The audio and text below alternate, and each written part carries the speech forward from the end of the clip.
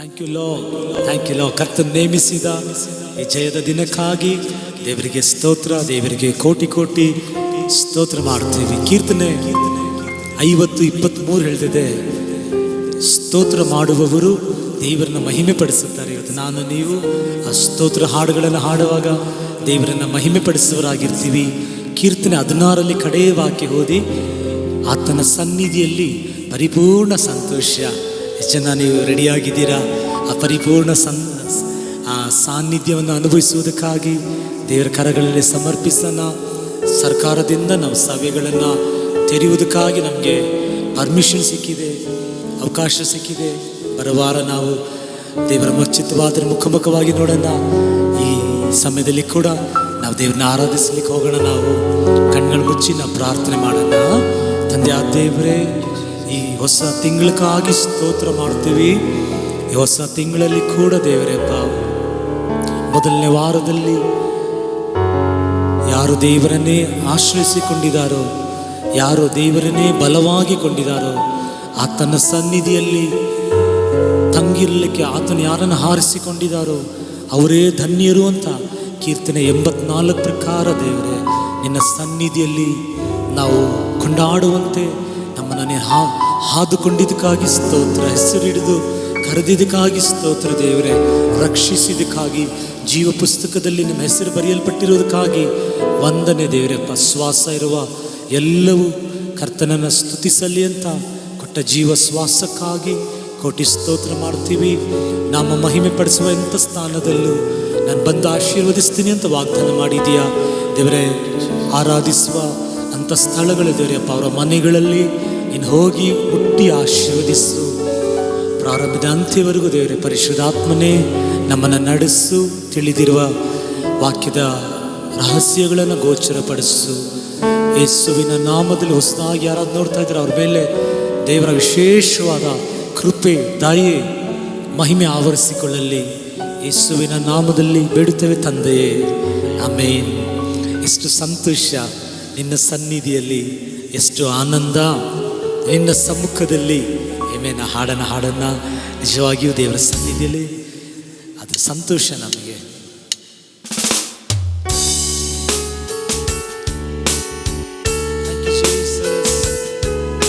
Love you, Daddy.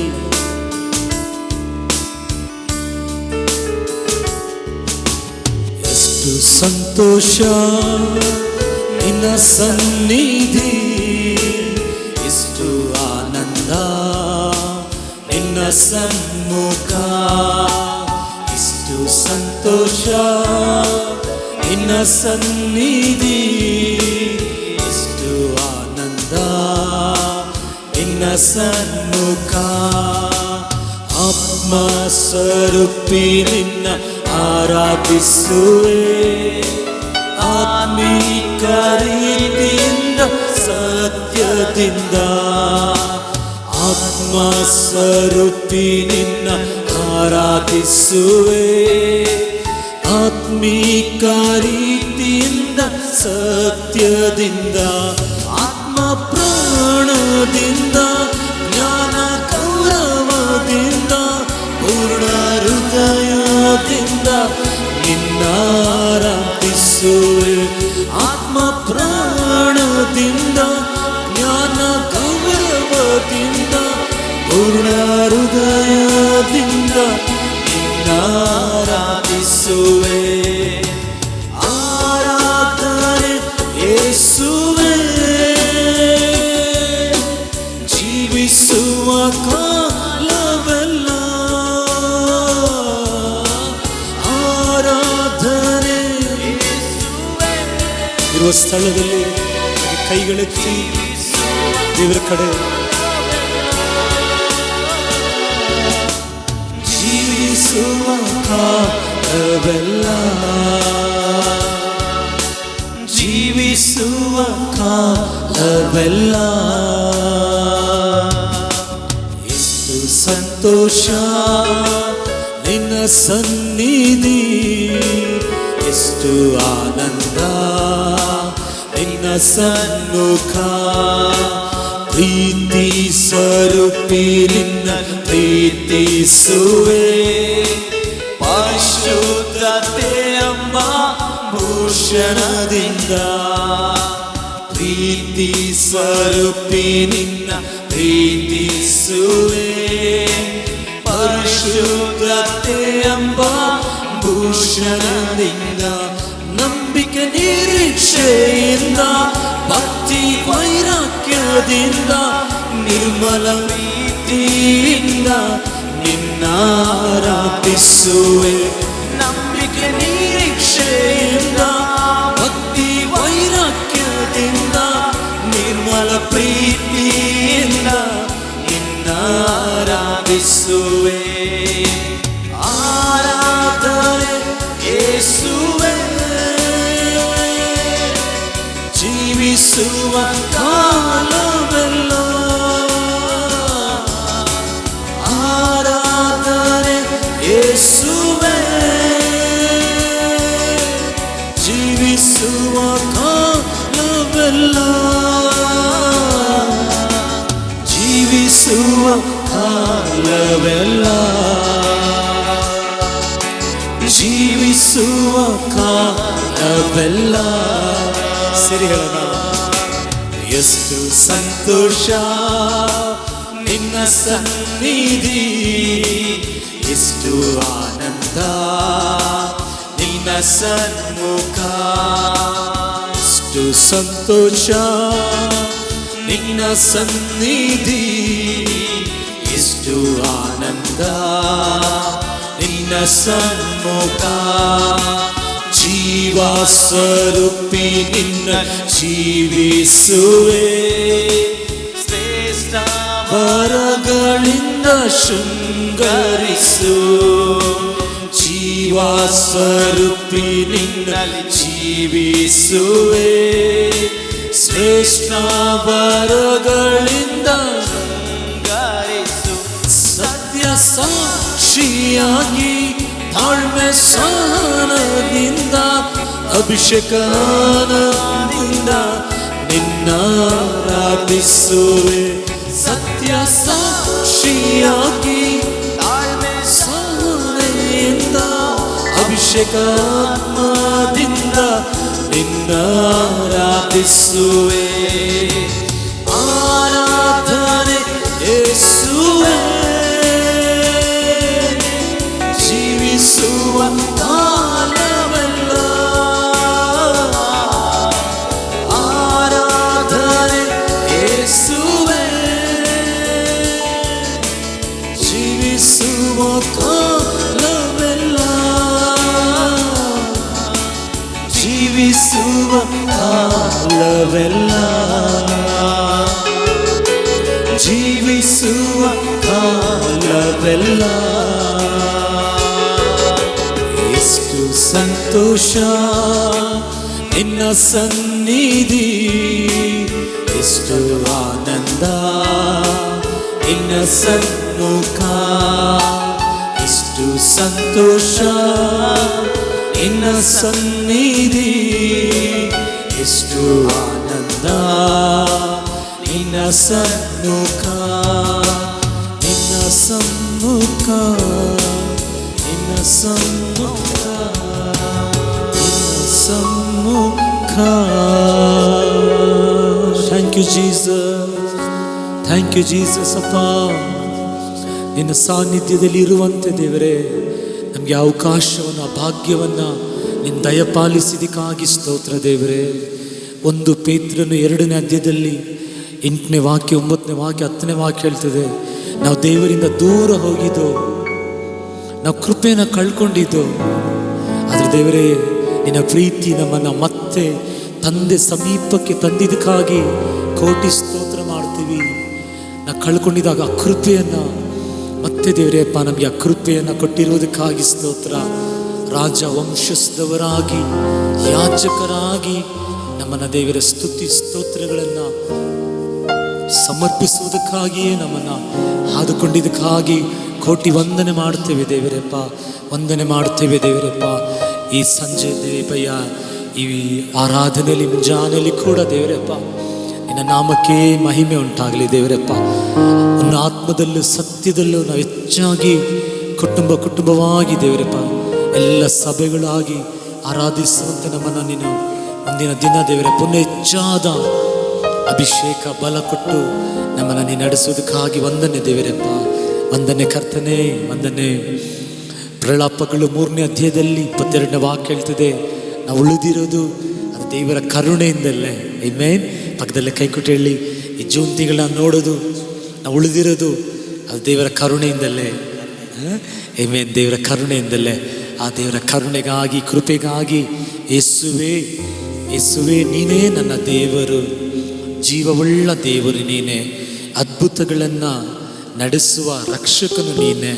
ಈ June ತಿಂಗಳಲ್ಲಿ ಯೇಸುವಿನ ನಾಮದಲ್ಲಿ ಆರಾಧನೆ ನೋಡ್ತಾರೆ. ನಿಮ್ಮೊಬ್ಬರ ಜೀವಿತದಲ್ಲಿ, ನಿಮ್ಮ ಕುಟುಂಬದಲ್ಲಿ ಈ ಹಾಡಿನ ಪ್ರಕಾರ ಅದ್ಭುತಗಳನ್ನು ನಡೆಸುವ ರಕ್ಷಕನು ನೀನೇ ಅಂತ ಈ ತಿಂಗಳು ನಿಮಗೆ ಅದ್ಭುತಕರವಾದ ತಿಂಗಳಾಗಿರಲಿ. ನಿಮ್ಮ ಹೃದಯದ ಇಷ್ಟಾರ್ಥಗಳು ದೇವರು ನೆರವೇರಿಸಲಿ. ನೀ ತಿಂದು ತೃಪ್ತರಾಗಿ ಇನ್ನೂ ಕೆಲವರಿಗೆ ಕೊಡುವ ಹಾಗೆ ಆ ದೇವರ ಹಸ್ತ ನಿಮ್ಮನ್ನು ನಡೆಸಲಿ. ಕೀರ್ತನೆ 147:14ನೇ ವಾಕ್ಯ, ನಿನ್ನ ಪ್ರಾಂತ್ಯದಲ್ಲಿ ಸಮಾಧಾನ, ನಿನಗೆ ಒಳ್ಳೆ ಗೋಧಿಯಿಂದ ತೃಪ್ತಿಪಡಿಸುತ್ತೇನೆ ಅಂತ ಹೇಳಿದ್ದಾರೆ. ಇದು ತೃಪ್ತಿಯ ವರ್ಷವಾಗಿ, ತೃಪ್ತಿಯ ತಿಂಗಳಾಗಿರಲಿ. ಆಮೆನ್. ಸೇರಿ ಹಾಡಿ ನಾವು ದೇವರನ್ನ ಮಹಿಮೆಪಡಿಸೋಣ.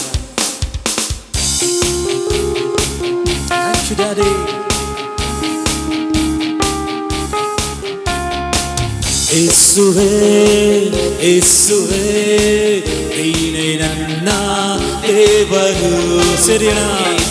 ಯೇಸುವೇ, ಯೇಸುವೇ ನೀನೇ ನನ್ನ ದೇವರು, ಜೀವವುಳ್ಳ ದೇವರು ನೀನೇ, ಅದ್ಭುತ ನಡೆಸುವ ರಕ್ಷಕ ನೀನೇ.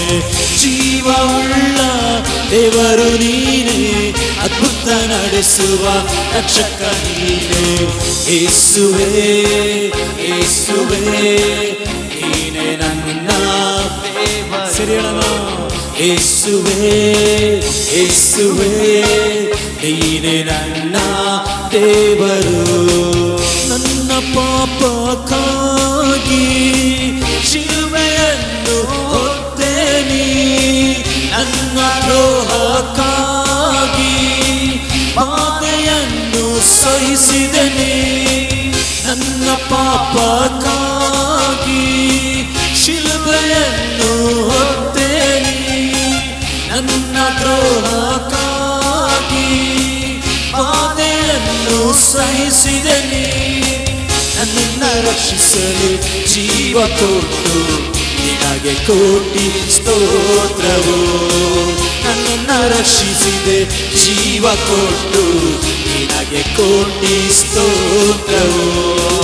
ಯೇಸುವೇ, ಯೇಸುವೇ ನೀನೇ ನನ್ನ ದೇವರು. ಯೇಸುವೇ, ಯೇಸುವೇ ನೀನೇ ನನ್ನ ದೇವರು. ಏನು ಅಲ್ಲದ ನನ್ನ ಉನ್ನತಕ್ಕೆ ಏರಿಸಿದೆ, ಅಲ್ಪನಾದ ನನ್ನ ಆಶೀರ್ವಾದವಾಗಿ ಮಾಡಿದೆ. ಏನು ಅಲ್ಲದ ನನ್ನ ಉನ್ನತಕ್ಕೆ ಏರಿಸಿದೆ, ಅಲ್ಪನಾದ ನನ್ನ ಆಶೀರ್ವಾದವಾಗಿ ಮಾಡಿದೆ. ಕೃಪೆಗಳಿಂದ ತುಂಬಿಸಿವೆ ನಿನಗೆ ಕೋಟಿ ಸ್ತೋತ್ರವು. ಕೃಪೆಗಳಿಂದ ನನ್ನ ತುಂಬಿಸಿರುವೆ ನಿನಗೆ ಕೋಟಿ ಸ್ತೋತ್ರವು. ಯೇಸುವೇ, ಯೇಸುವೇ ನೀನೇ ನನ್ನ ದೇವರು. ಸರಿ, ಯೇಸು ನೋಡಿ. ಯೇಸುವೇ, ಯೇಸುವೇ ನನ್ನ ದೇವರು, ನೀನೇ ನನ್ನ ದೇವರು.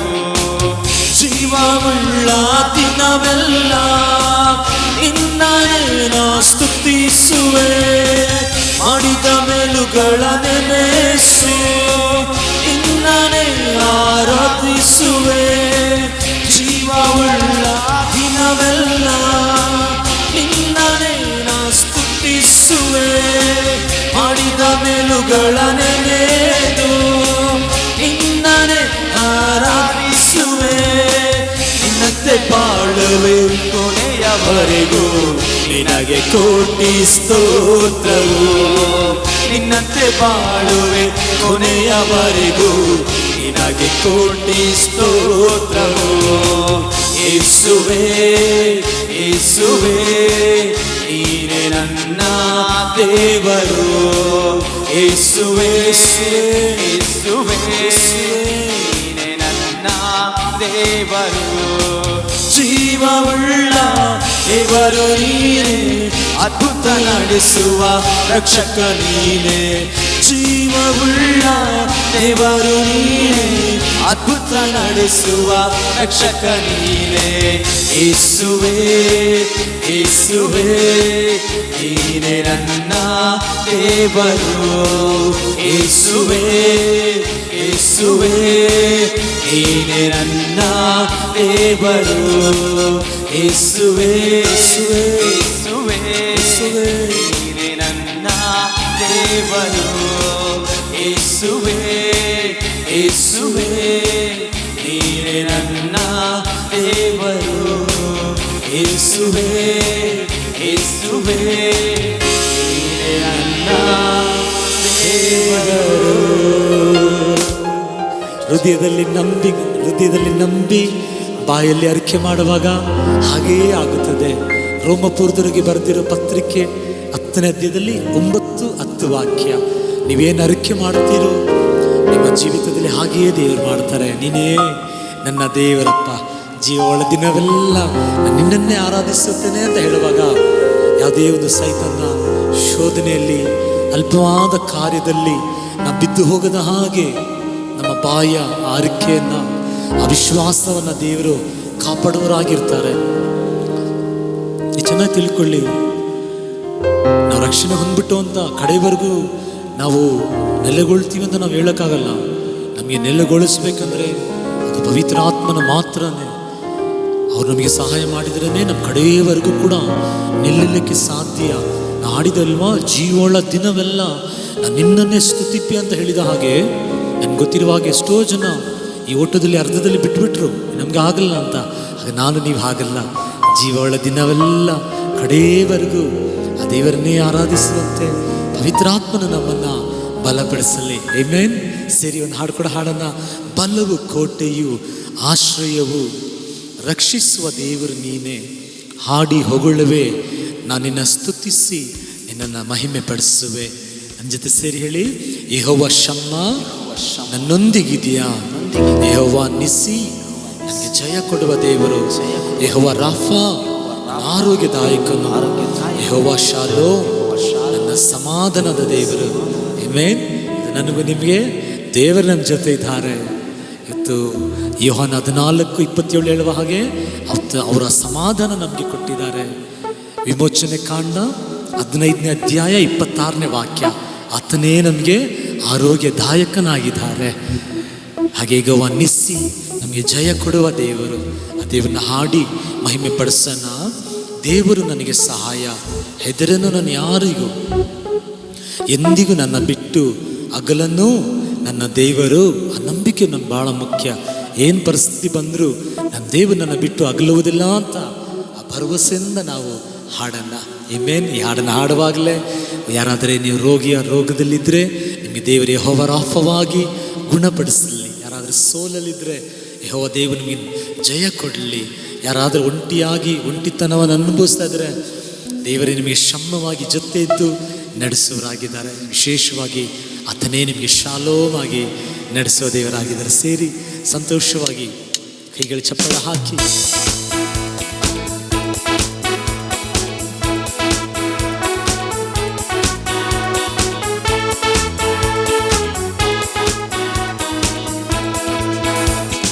ಹಲವು ಕೋಟೆಯು ಆಶ್ರಯವೇ, ರಕ್ಷಿಸುವ ದೇವರೇ, ಹಾಡಿ ಹೊಗಳಿನ ಸ್ತುತಿಸುವೆನು ನಿನ್ನನ್ನೇ. ಹಲವು ಕೋಟೆಯು ಆಶ್ರಯವೇ, ರಕ್ಷಿಸುವ ದೇವರೇ, ಹಾಡಿ ಹೊಗಳಿನ ಸ್ತುತಿಸುವೆನು ನಿನ್ನನ್ನೇ. ಯೆಹೋವ ಶಮ್ಮ ನನ್ನೊಂದಿಗೆಂದು ನೀ, ಯೆಹೋವ ರಫಾ, ಯೆಹೋವ ರಫಾ ನನ್ನ ಆರೋಗ್ಯವು ನೀ, ಯೆಹೋವ ಶಾಲೋಮ್ ನನ್ನ ಸಮಾಧಾನ ನೀ, ಯೆಹೋವ ಶಮ್ಮಾ ನನ್ನೊಂದಿಗೆಂದು ನೀ, ಯೆಹೋವ ನಿಸ್ಸಿ ನನ್ನ ಜಯ ಧ್ವಜ ನೀ, ಯೆಹೋವ ರಫಾ ನನ್ನ ಆರೋಗ್ಯವು ನೀ, ಯೆಹೋವ ಶಾಲೋಮ್ ನನ್ನ ಸಮಾಧಾನ ನೀ. ದೇವರು ಸಹಾಯ ನನಗೆ, ಹೆದರೇನು ಯಾರಿಗೂ ನಾ, ಎಂದಿಗೂ ನನ್ನ ಬಿಟ್ಟು ಅಗಲನು ನನ್ನ ದೇವಾ. ದೇವರು ಸಹಾಯ ನನಗೆ, ಹೆದರೇನು ಯಾರಿಗೂ ನಾ, ಎಂದಿಗೂ ನನ್ನ ಬಿಟ್ಟು ಅಗಲನು ನನ್ನ ದೇವಾ. ಯೆಹೋವ ಶಮ್ಮಾ ನನ್ನೊಂದಿಗೆಂದು ನೀ, ಯೆಹೋವ ನಿಸ್ಸಿ ನನ್ನ ಜಯ ಧ್ವಜ ನೀ, ಯೆಹೋವ ರಫಾ ನನ್ನ ಆರೋಗ್ಯವು ನೀ, ಯೆಹೋವ ಶಾಲೋಮ್ ನನ್ನ ಸಮಾಧಾನ ನೀ, ಯೆಹೋವ ಶಮ್ಮಾ ನನ್ನೊಂದಿಗೆಂದು ನೀ, ಯೆಹೋವ ನಿಸ್ಸಿ ನನ್ನ ಜಯ ಧ್ವಜ ನೀ, ಯೆಹೋವ ರಫಾ ನನ್ನ ಆರೋಗ್ಯವು ನೀ, ಯೆಹೋವ ಶಾಲೋಮ್ ನನ್ನ ಸಮಾಧಾನ ನೀ. ಧೈರ್ಯಗೊಂಡು ನಾನು ಸೈನ್ಯದೊಳ್ ಸೇರುವೆನು, ನಿನ್ನಿಂದ ಬಲವ ಹೊಂದಿ ಪ್ರಾಕಾರ ದಾಟುವೆನು. ಧೈರ್ಯಗೊಂಡು ನಾನು ಸೈನ್ಯದೊಳ್ ಸೇರುವೆನು, ನಿನ್ನಿಂದ ಬಲವಗೊಂಡಿ ಪ್ರಾಕಾರ ದಾಟುವೆನು. ಯೆಹೋವ ಶಮ್ಮಾ ನನ್ನೊಂದಿಗೆಂದು ನೀ, ಯೆಹೋವ ನಿಸ್ಸಿ ನನ್ನ ಜಯ ಧ್ವಜ ನೀ, ಯೆಹೋವ ರಫಾ ನನ್ನ ಆರೋಗ್ಯವು ನೀ, ಯೆಹೋವ ಶಾಲೋಮ್ ನನ್ನ ಸಮಾಧಾನ ನೀ, ಯೆಹೋವ ಶಮ್ಮಾ ನನ್ನೊಂದಿಗೆಂದು ನೀ, ಯೆಹೋವ ನನ್ನ ಜಯ ಧ್ವಜ ನೀ, ಯೆಹೋವ ರಫಾ ನನ್ನ ಆರೋಗ್ಯವು ನೀ, ಯೆಹೋವ ಶಾಲೋಮ್ ನನ್ನ ಸಮಾಧಾನ ನೀ. ನಿನ್ನನ್ನೇ ನಂಬುವ ನನಗೆ ಬಲವಾದ ಬುರ್ಜು ನೀನೇ, ನಿನ್ನನ್ನೇ ದೃಷ್ಟಿಸುವೆನು ನಾಚಿಕೆ ಹೊಂದಲಾರೆನು. ನಿನ್ನನ್ನೇ ನಂಬುವ ನನಗೆ ಬಲವಾದ ಬುರ್ಜು ನೀನೇ, ನಿನ್ನನ್ನೇ ದೃಷ್ಟಿಸುವೆನು ನಾಚಿಕೆ ಹೊಂದಲಾರೆನು. ಯೆಹೋವ ಶಮ್ಮಾ ನನ್ನೊಂದಿಗೆಂದು ನೀ, ಯೆಹೋವ ನಿಸ್ಸಿ ನನ್ನ ಜಯ ಧ್ವಜ ನೀ, ಯೆಹೋವ ರಫಾ ನನ್ನ ಆರೋಗ್ಯವು ನೀ, ಯೆಹೋವ ಶಾಲೋಮ್ ನನ್ನ ಸಮಾಧಾನ ನೀ, ಯೆಹೋವ ಶಮ್ಮಾ ನನ್ನೊಂದಿಗೆಂದು ನೀ, ಯೆಹೋವ ನಿಸ್ಸಿ ನನ್ನ ಜಯ ಧ್ವಜ ನೀ, ಯೆಹೋವ ರಫಾ ನನ್ನ ಆರೋಗ್ಯವು ನೀ, ಯೆಹೋವ ಶಾಲೋಮ್ ಸಮಾಧಾನ ನೀ. ನಿನ್ನನ್ನೇ ನಂಬುವ ನನಗೆ ಬಲವಾದ ಬುರ್ಜು ನೀನೇ, ನಿನ್ನನ್ನೇ ದೃಷ್ಟಿಸುವೆನು ನಾಚಿಕೆ ಹೊಂದಲಾರೆನು. ನಿನ್ನನ್ನೇ ನಂಬುವ ನನಗೆ ಬಲವಾದ ಬುರ್ಜು ನೀನೇ, ನಿನ್ನನ್ನೇ ದೃಷ್ಟಿಸುವೆನು ನಾಚಿಕೆ ಹೊಂದಲಾರೆನು.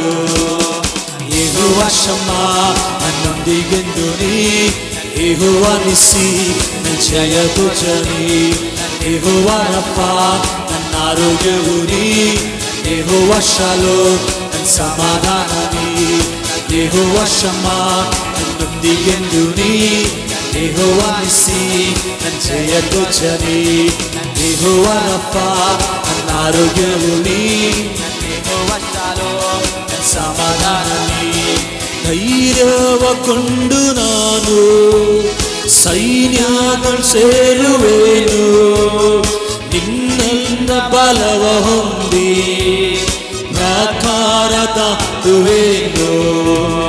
ಧೈರ್ಯಗೊಂಡು ನಾನು ಸೈನ್ಯದೊಳ್ ಸೇರುವೆನು, ನಿನ್ನಿಂದ ಬಲವಗೊಂಡು ಪ್ರಾಕಾರ ದಾಟುವೆನು. ಯೆಹೋವ ಶಮ್ಮ ನನ್ನೊಂದಿಗೆಂದು ನೀ, ಯೆಹೋವ ನಿಸ್ಸಿ ನನ್ನ ಜಯಧ್ವಜನಿ, ಯೆಹೋವ ರಫ ನನ್ನ ಆರೋಗ್ಯವು ನೀ, ಯೆಹೋವ ನನ್ನ ಸಮಾಧಾನ ನೀ, ಯೆಹೋವ ಶಮ್ಮ ನನ್ನೊಂದಿಗೆಂದು ನೀ, ಯೆಹೋವ ನಿಸ್ಸಿ ನನ್ನ ಜಯಧ್ವಜನಿ, ಯೆಹೋವ ರಫ ನನ್ನ ಆರೋಗ್ಯವು ನೀ, ಯೆಹೋವ ಶಾಲೋಮ್ ಸಮಾಧಾನ ನೀ.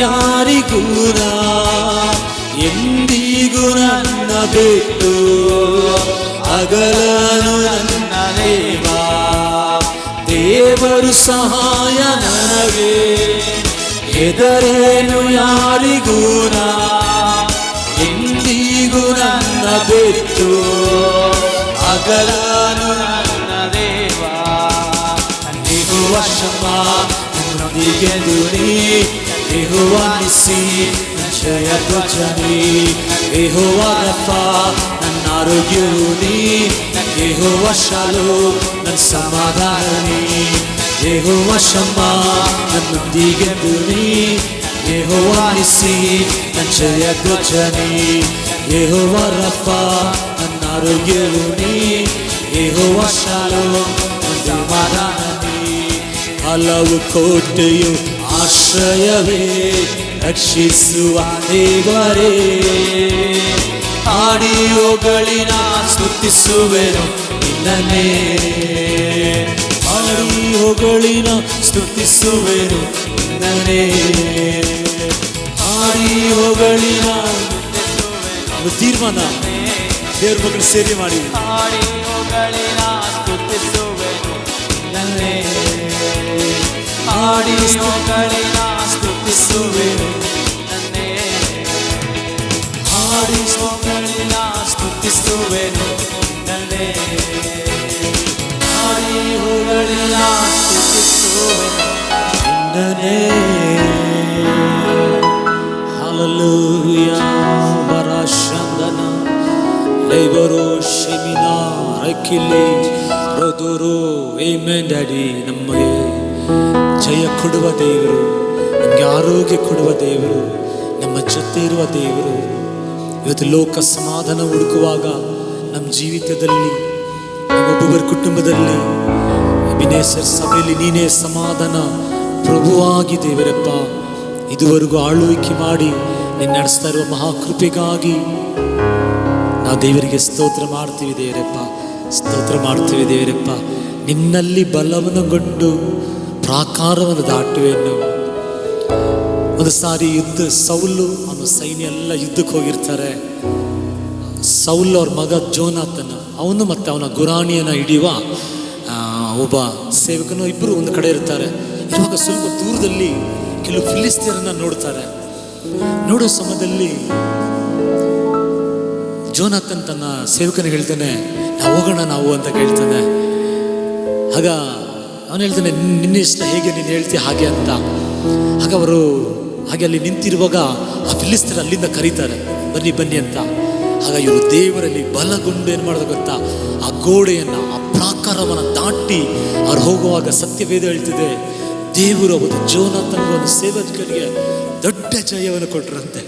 ಕೆಲವು ಸಮಯದಲ್ಲಿ ಕೆಲವುದನ್ನು ದಾಟಿ ಹೋಗಬೇಕು, ಆಗಲ್ಲ, ನಡೆಯಲ್ಲ, ಸೌಖ್ಯ ಆಗಲ್ಲ.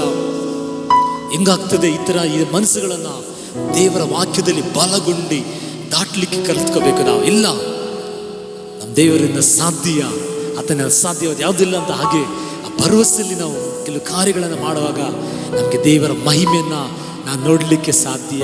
ದೇವರು ನಮ್ಮೆಲ್ಲರನ್ನ ಕೂಡ ಬಲಪಡಿಸಲಿ. ಆಮೆನ್. ಆರಾಧನೆಗೆ ಪಾತ್ರನು, ಆರಾಧನೆಗೆ ಯೋಗ್ಯನಾಗಿರುವ ದೇವರನ್ನು ನಾ ಸೇರಿ ಹಾಡನ್ನ. ನನ್ನ ಬಂಡೆಯು ನೀನೇ ಅಯ್ಯ, ನನ್ನ ಕಾಯುವ ದೇವರು ನೀನೇ, ಎಲ್ಲ ಬಲವು ಮಹತ್ವವು ನಿಮಗೆ, ಮಹಿಮೆಗೆ ಯೋಗ್ಯನು ನೀನು.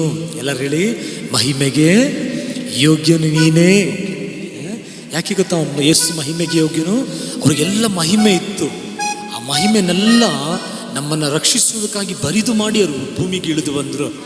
ಅದರಿಂದ ಈಗ ಮುಂಚೆ ಇದ್ದಿದ್ದಕ್ಕಿಂತ ಇನ್ನೂ ಕೋಟಿಯಷ್ಟು ಅವರಿಗೆ ಮಹಿಮೆಯನ್ನು ದೇವರು ಕೊಟ್ಟಿದ್ದಾರೆ. ಅದಕ್ಕೆ ಅದನ್ನು ಒಪ್ಪಿಕೊಳ್ತೀವಿ ನಾವು. ದೇವರೇ, ನಿನ್ನ ಮಹಿಮೆಗೆ ಯೋಗ್ಯನು, ನಮ್ಮನ್ನು ಹುಡುಕಿ ಬಂದ ದೇವರೇ ಅಂತ. ಆಮೆನ್. ಅದರಲ್ಲಿ ಒಂದು ಚರಣ ಯಾವಾಗಲೂ ಇಷ್ಟ, ನನ್ನ ಜೀವಿತ ಕಾಲವೆಲ್ಲ ನಿನ್ನ ಸ್ತುತಿಸಿ ಹಾಡುವೆನು. ರಾಜನೇ, ನಿನ್ನ ಉಪಕಾರಗಳನ್ನ ಈ ಜೂನ್ ತಿಂಗಳಲ್ಲಿ ನಾನು ಎಣಿಸಿ ಸ್ತುತಿಸುವೆನು. ಎಷ್ಟು ಜನ ದೇವರು ಮಾಡಿದ ಉಪಕಾರ ನೆನೆಸ್ಕೊಳ್ತೀರಾ? ದೇವ್ರು ಮಾಡಿದ ಉಪಕಾರ ನೆನೆಸಿ ಹಾಡಿ ದೇವರನ್ನು ಮಹಿಮೆ ಪಡಿಸೋಣ.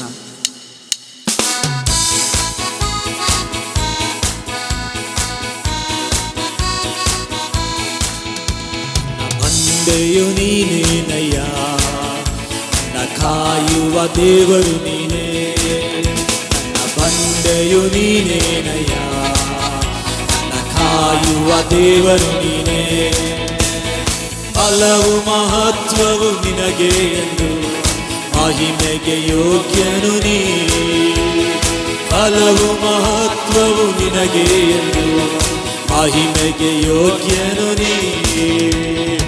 ಆರಾಧನೆ ನಿನಗೆ, ಆರಾಧನೆ ನಿನಗೆ, ಆರಾಧನೆ ನಿಮಗೆ, ಆರಾಧನೆ ನಿಮಗೆ, ಆರಾಧನೆ ನಿಮಗೆ, ಆರಾಧನೆ ನಿಮಗೆ, ಆರಾಧನೆ ನಿಮಗೆ, ಆರಾಧನೆ ನಿಮಗೆ.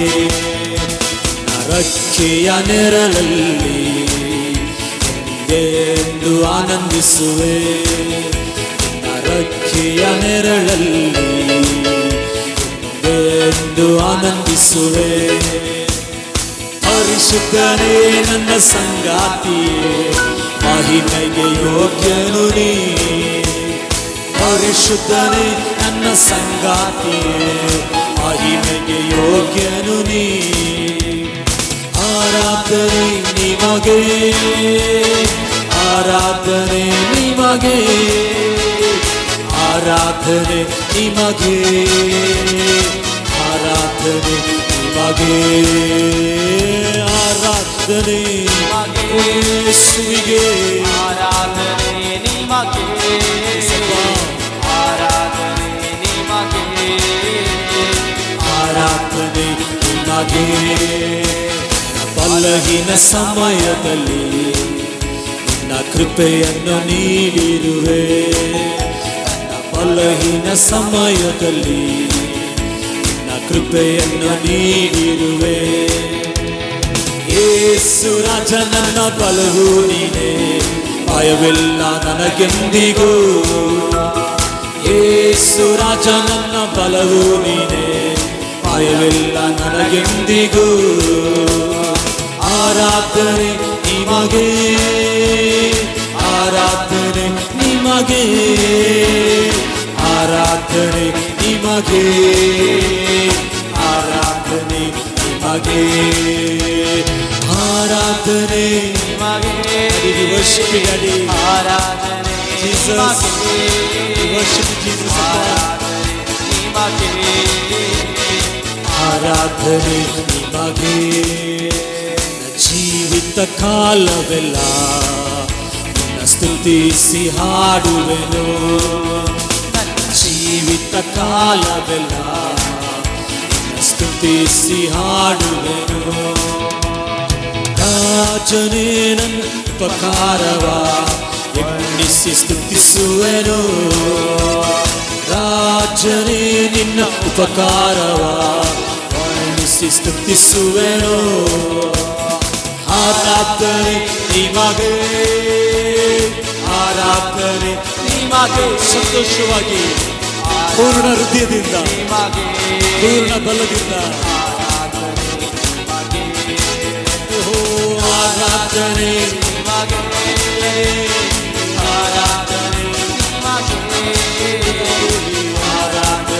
ನಿಮಗೆ, ಆರಾಧನೆ ನಿಮಗೆ, ಆರಾಧನೆ ನಿಮಗೆ, ನಿಮಗೆ, ಆರಾಧನೆ ನಿಮಗೆ, ಆರಾಧನೆ ನಿಮಗೆ, ಆರಾಧನೆ ಆರಾಧನೆ ನಿಮಗೆ, ಆರಾಧನೆ ನಿಮಗೆ, ಆರಾಧನೆ ನಿಮಗೆ, ಆರಾಧನೆ ನಿಮಗೆ, ಆರಾಧನೆ ನಿಮಗೆ, ಆರಾಧನೆ ನಿಮಗೆ, ಆರಾಧನೆ ನಿಮಗೆ, ಆರಾಧನೆ ನಿಮಗೆ. Hallelujah. Ribala Shamanara Landuria Lekiti Taro Shandana Libaro. Hallelujah. Hallelujah. ಎಷ್ಟೋ ನಮ್ಮ ಬಲಹೀನ ಸಮಯಗಳಲ್ಲಿ ನಿನ್ನ ಕೃಪೆಯನ್ನು ಕೊಟ್ಟು ನಮಗೆ ಇದುವರೆಗೂ ನಡೆಸಿ ಬಂದ ಮಹಾಕೃಪೆಗಾಗಿ ನಾವು ವಂದನೆ ಮಾಡುತ್ತೇವೆ ದೇವರಪ್ಪ. ರಾಜನೇ, ನಿನ್ನ ಉಪಕಾರಗಳನ್ನು ದೇವರಪ್ಪ ಈ ಲಾಕ್ಡೌನ್ ಪೀರಿಯಡಲ್ಲಿ ಕೂಡ ಒಂದು ಇಕ್ಕಟ್ಟಾದ ಪರಿಸ್ಥಿತಿಯಲ್ಲೂ ಕೂಡ ಏಪ್ರಿಲ್ ಮೇ ತಿಂಗಳಲ್ಲಿ ನಮ್ಮನ್ನು ಮಹಿಮೆಯಾಗಿ ನೀನು ನಡೆಸಿ ಬಂದಿದ್ದಕ್ಕಾಗಿ ಸಭೆಯಾಗಿ ದೇವರಪ್ಪ ಕೃತಜ್ಞತೆ ಮಾಡುತ್ತೇವೆ. ತಂದೆಯಾದ ದೇವರಿಗೆ ಕೃತಜ್ಞತೆ, ಏಸಪ್ಪಾಗೆ ಕೃತಜ್ಞತೆ, ಪವಿತ್ರಾತ್ಮನಿಗೆ ಕೃತಜ್ಞತೆ. ಒಂದು ದಿನ ಕೂಡ ಆಹಾರಕ್ಕಾಗಲಿ ಬೇರೆ ಯಾವುದಕ್ಕೂ ಕೂಡ ನಮಗೆ ಕೊರತೆ ಇಲ್ಲದ ಹಾಗೆ ನಡೆಸಿದ್ದಕ್ಕಾಗಿ ವಂದನೆ ದೇವರಪ್ಪ. ಹಾಗೆ ಕಣ್ಣುಗಳು ಮುಚ್ಚಿರುವಾಗ 7 ದೀಪಗಳ ನಡುವೆ ಕಾಂತಿಪೂರ್ಣನಾಗಿ ಶುಭ್ರ ವಸ್ತ್ರಗಳನ್ನು ಧರಿಸಿ ಕಾಣುವ ಯೇಸುವೇ, ಆದಿಯು ನೀನೆ, ಅಂತ್ಯವೂ ನೀನೆ. ನನ್ನನ್ನು ಸಮರ್ಪಿಸುತ್ತೇನೆ. ನನ್ನ ಚಿತ್ತಗಳು ಎಲ್ಲವೂ ಬೇಡ ಎಸಪ್ಪ. ನಿನ್ನ ಚಿತ್ತ, ನಿನ್ನ ಆತ್ಮಾಭಿಷೇಕ ನನ್ನಲ್ಲಿ ತುಂಬಿಸುವಂಥ ನಮ್ಮ ಚಿತ್ತಕ್ಕೆ ಬೇಡ, ನಮ್ಮ ಚಿತ್ತ ಬೇಡ. ದೇವರ ಚಿತ್ತಕ್ಕೆ ನಮ್ಮನ್ನು ಒಪ್ಪಿಸಿಕೊಟ್ಟು ಈ ಹಾಡನ್ನು ನಿಮ್ಮ ಬಿಸ್ನೆಸ್ ಆಗಿರ್ಬೋದು, ಮದುವೆ ವಿಷಯವಾಗಿರ್ಬೋದು, ಕೆಲವು ತೀರ್ಮಾನಗಳಾಗಿರ್ಬೋದು, ನಮ್ಮ ತೀರ್ಮಾನ ಬೇಡ. ಮನುಷ್ಯನ ಮಾರ್ಗ ಅವನಿಗೆ ಒಳ್ಳೆಯದಂತ ಅನಿಸ್ತದೆ, ಆದರೆ ಅದರ ಅಂತ್ಯ ಕೆಲವು ಸಮಯದಲ್ಲಿ ನಮಗೆ ಸೋಲು, ನಿರಾಶೆ ಆಗಿರ್ತದೆ. ಅದರ ಜ್ಞಾನೋಕ್ತಿಗಳು 10ನೇ ಅಧ್ಯಾಯದಲ್ಲಿ 22ನೇ ವಾಕ್ಯ, ಕರ್ತನ ಆಶೀರ್ವಾದ ಭಾಗ್ಯದಾಯಕ, ಅದರಲ್ಲಿ ವ್ಯಸನ ಇರೋದಿಲ್ಲ. ಆಗ ಆ ವ್ಯಸನ ಇಲ್ಲದೆ ಯಾವಾಗಲೂ ಸಂತೋಷವಾಗಿ ಇರುವಂತೆ ಮಾಡುವ ಆ ದೇವರ ಚಿತ್ತಕ್ಕೆ ನಾವು ಒಪ್ಪಿಸಿಕೊಟ್ಟು ಈ ಹಾಡನ್ನು ಹಾಡಿ ದೇವರಿಗೆ ನಾವು ಸಮರ್ಪಿಸೋಣ. ನಾವು not my will lord, let your will be done lord. ನನ್ನ ಚಿತ್ತ ಅಲ್ಲ ದೇವರೇ. 7 ದೀಪಗಳ ನಡುವೆ ಕಾಂತಿಪೂರ್ಣನಾಗಿ ಶುಭ್ರವಸ್ತ್ರವ ಧರಿಸಿ ಕಾಣು ಯೇಸುವೇ. 7 ದೀಪಗಳ ನಡುವೆ ಕಾಂತಿಪೂರ್ಣನಾಗಿ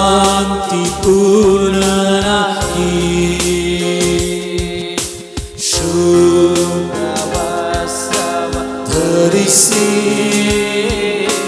ಕಾಣು ಯೇಸುವೇ.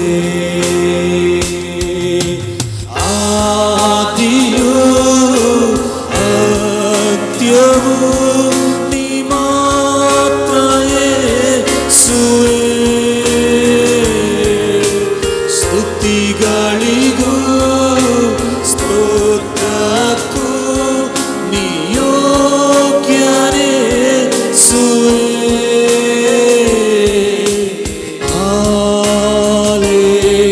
Hallelujah, hallelujah. ನಿನ್ನ ರೂಪ ಸ್ವಭಾವವು ನನ್ನದಾಗಲಿ, ನಿನ್ನ ಆತ್ಮಶಕ್ತಿಯು ನನ್ನಲ್ಲಿ ತುಂಬಲಿ. ಆರಾಧನೆಯಲ್ಲಿ ಪಾಲ್ಗೊಳ್ಳುವ ಒಬ್ಬೊಬ್ಬರಲ್ಲಿ ದೇವರ ಆತ್ಮಶಕ್ತಿ ತುಂಬಲಿ ಸಪ್ಪ.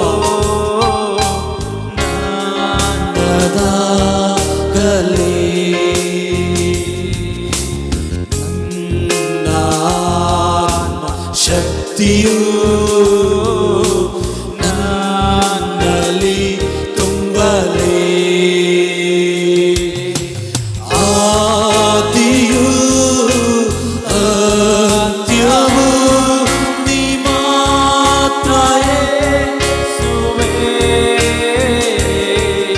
ಸ್ತುತಿಗಳಿಗೂ ಸ್ತೋತ್ರಕ್ಕೂ ನೀ ಯೋಗ್ಯನೇ ಯೇಸುವೇ. Hallelujah hallelujah. ನನ್ನ ಚಿತ್ತಗಳೆಲ್ಲವೂ ಬೇಡ ಯೇಸುವೇ. ನಿನ್ನ ಆತ್ಮಾಭಿಷೇಕವು ನನ್ನಲಾಗಲಿ.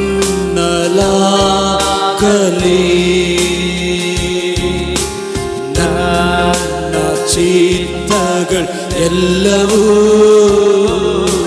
ಬೇಡ ಯೇಸುವೇ. ನಿನ್ನ ಆತ್ಮಾಭಿಷೇಕವು ನನ್ನಲಾಗಲಿ.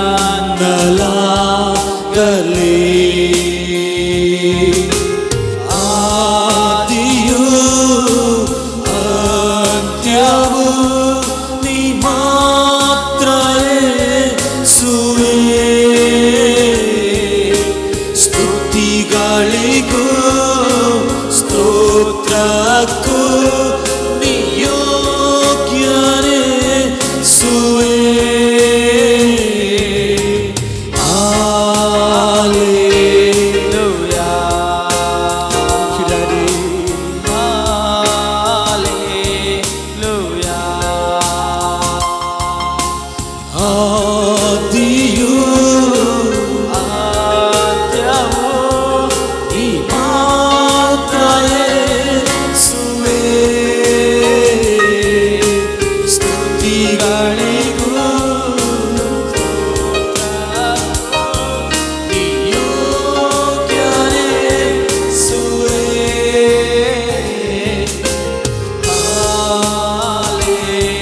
Hallelujah.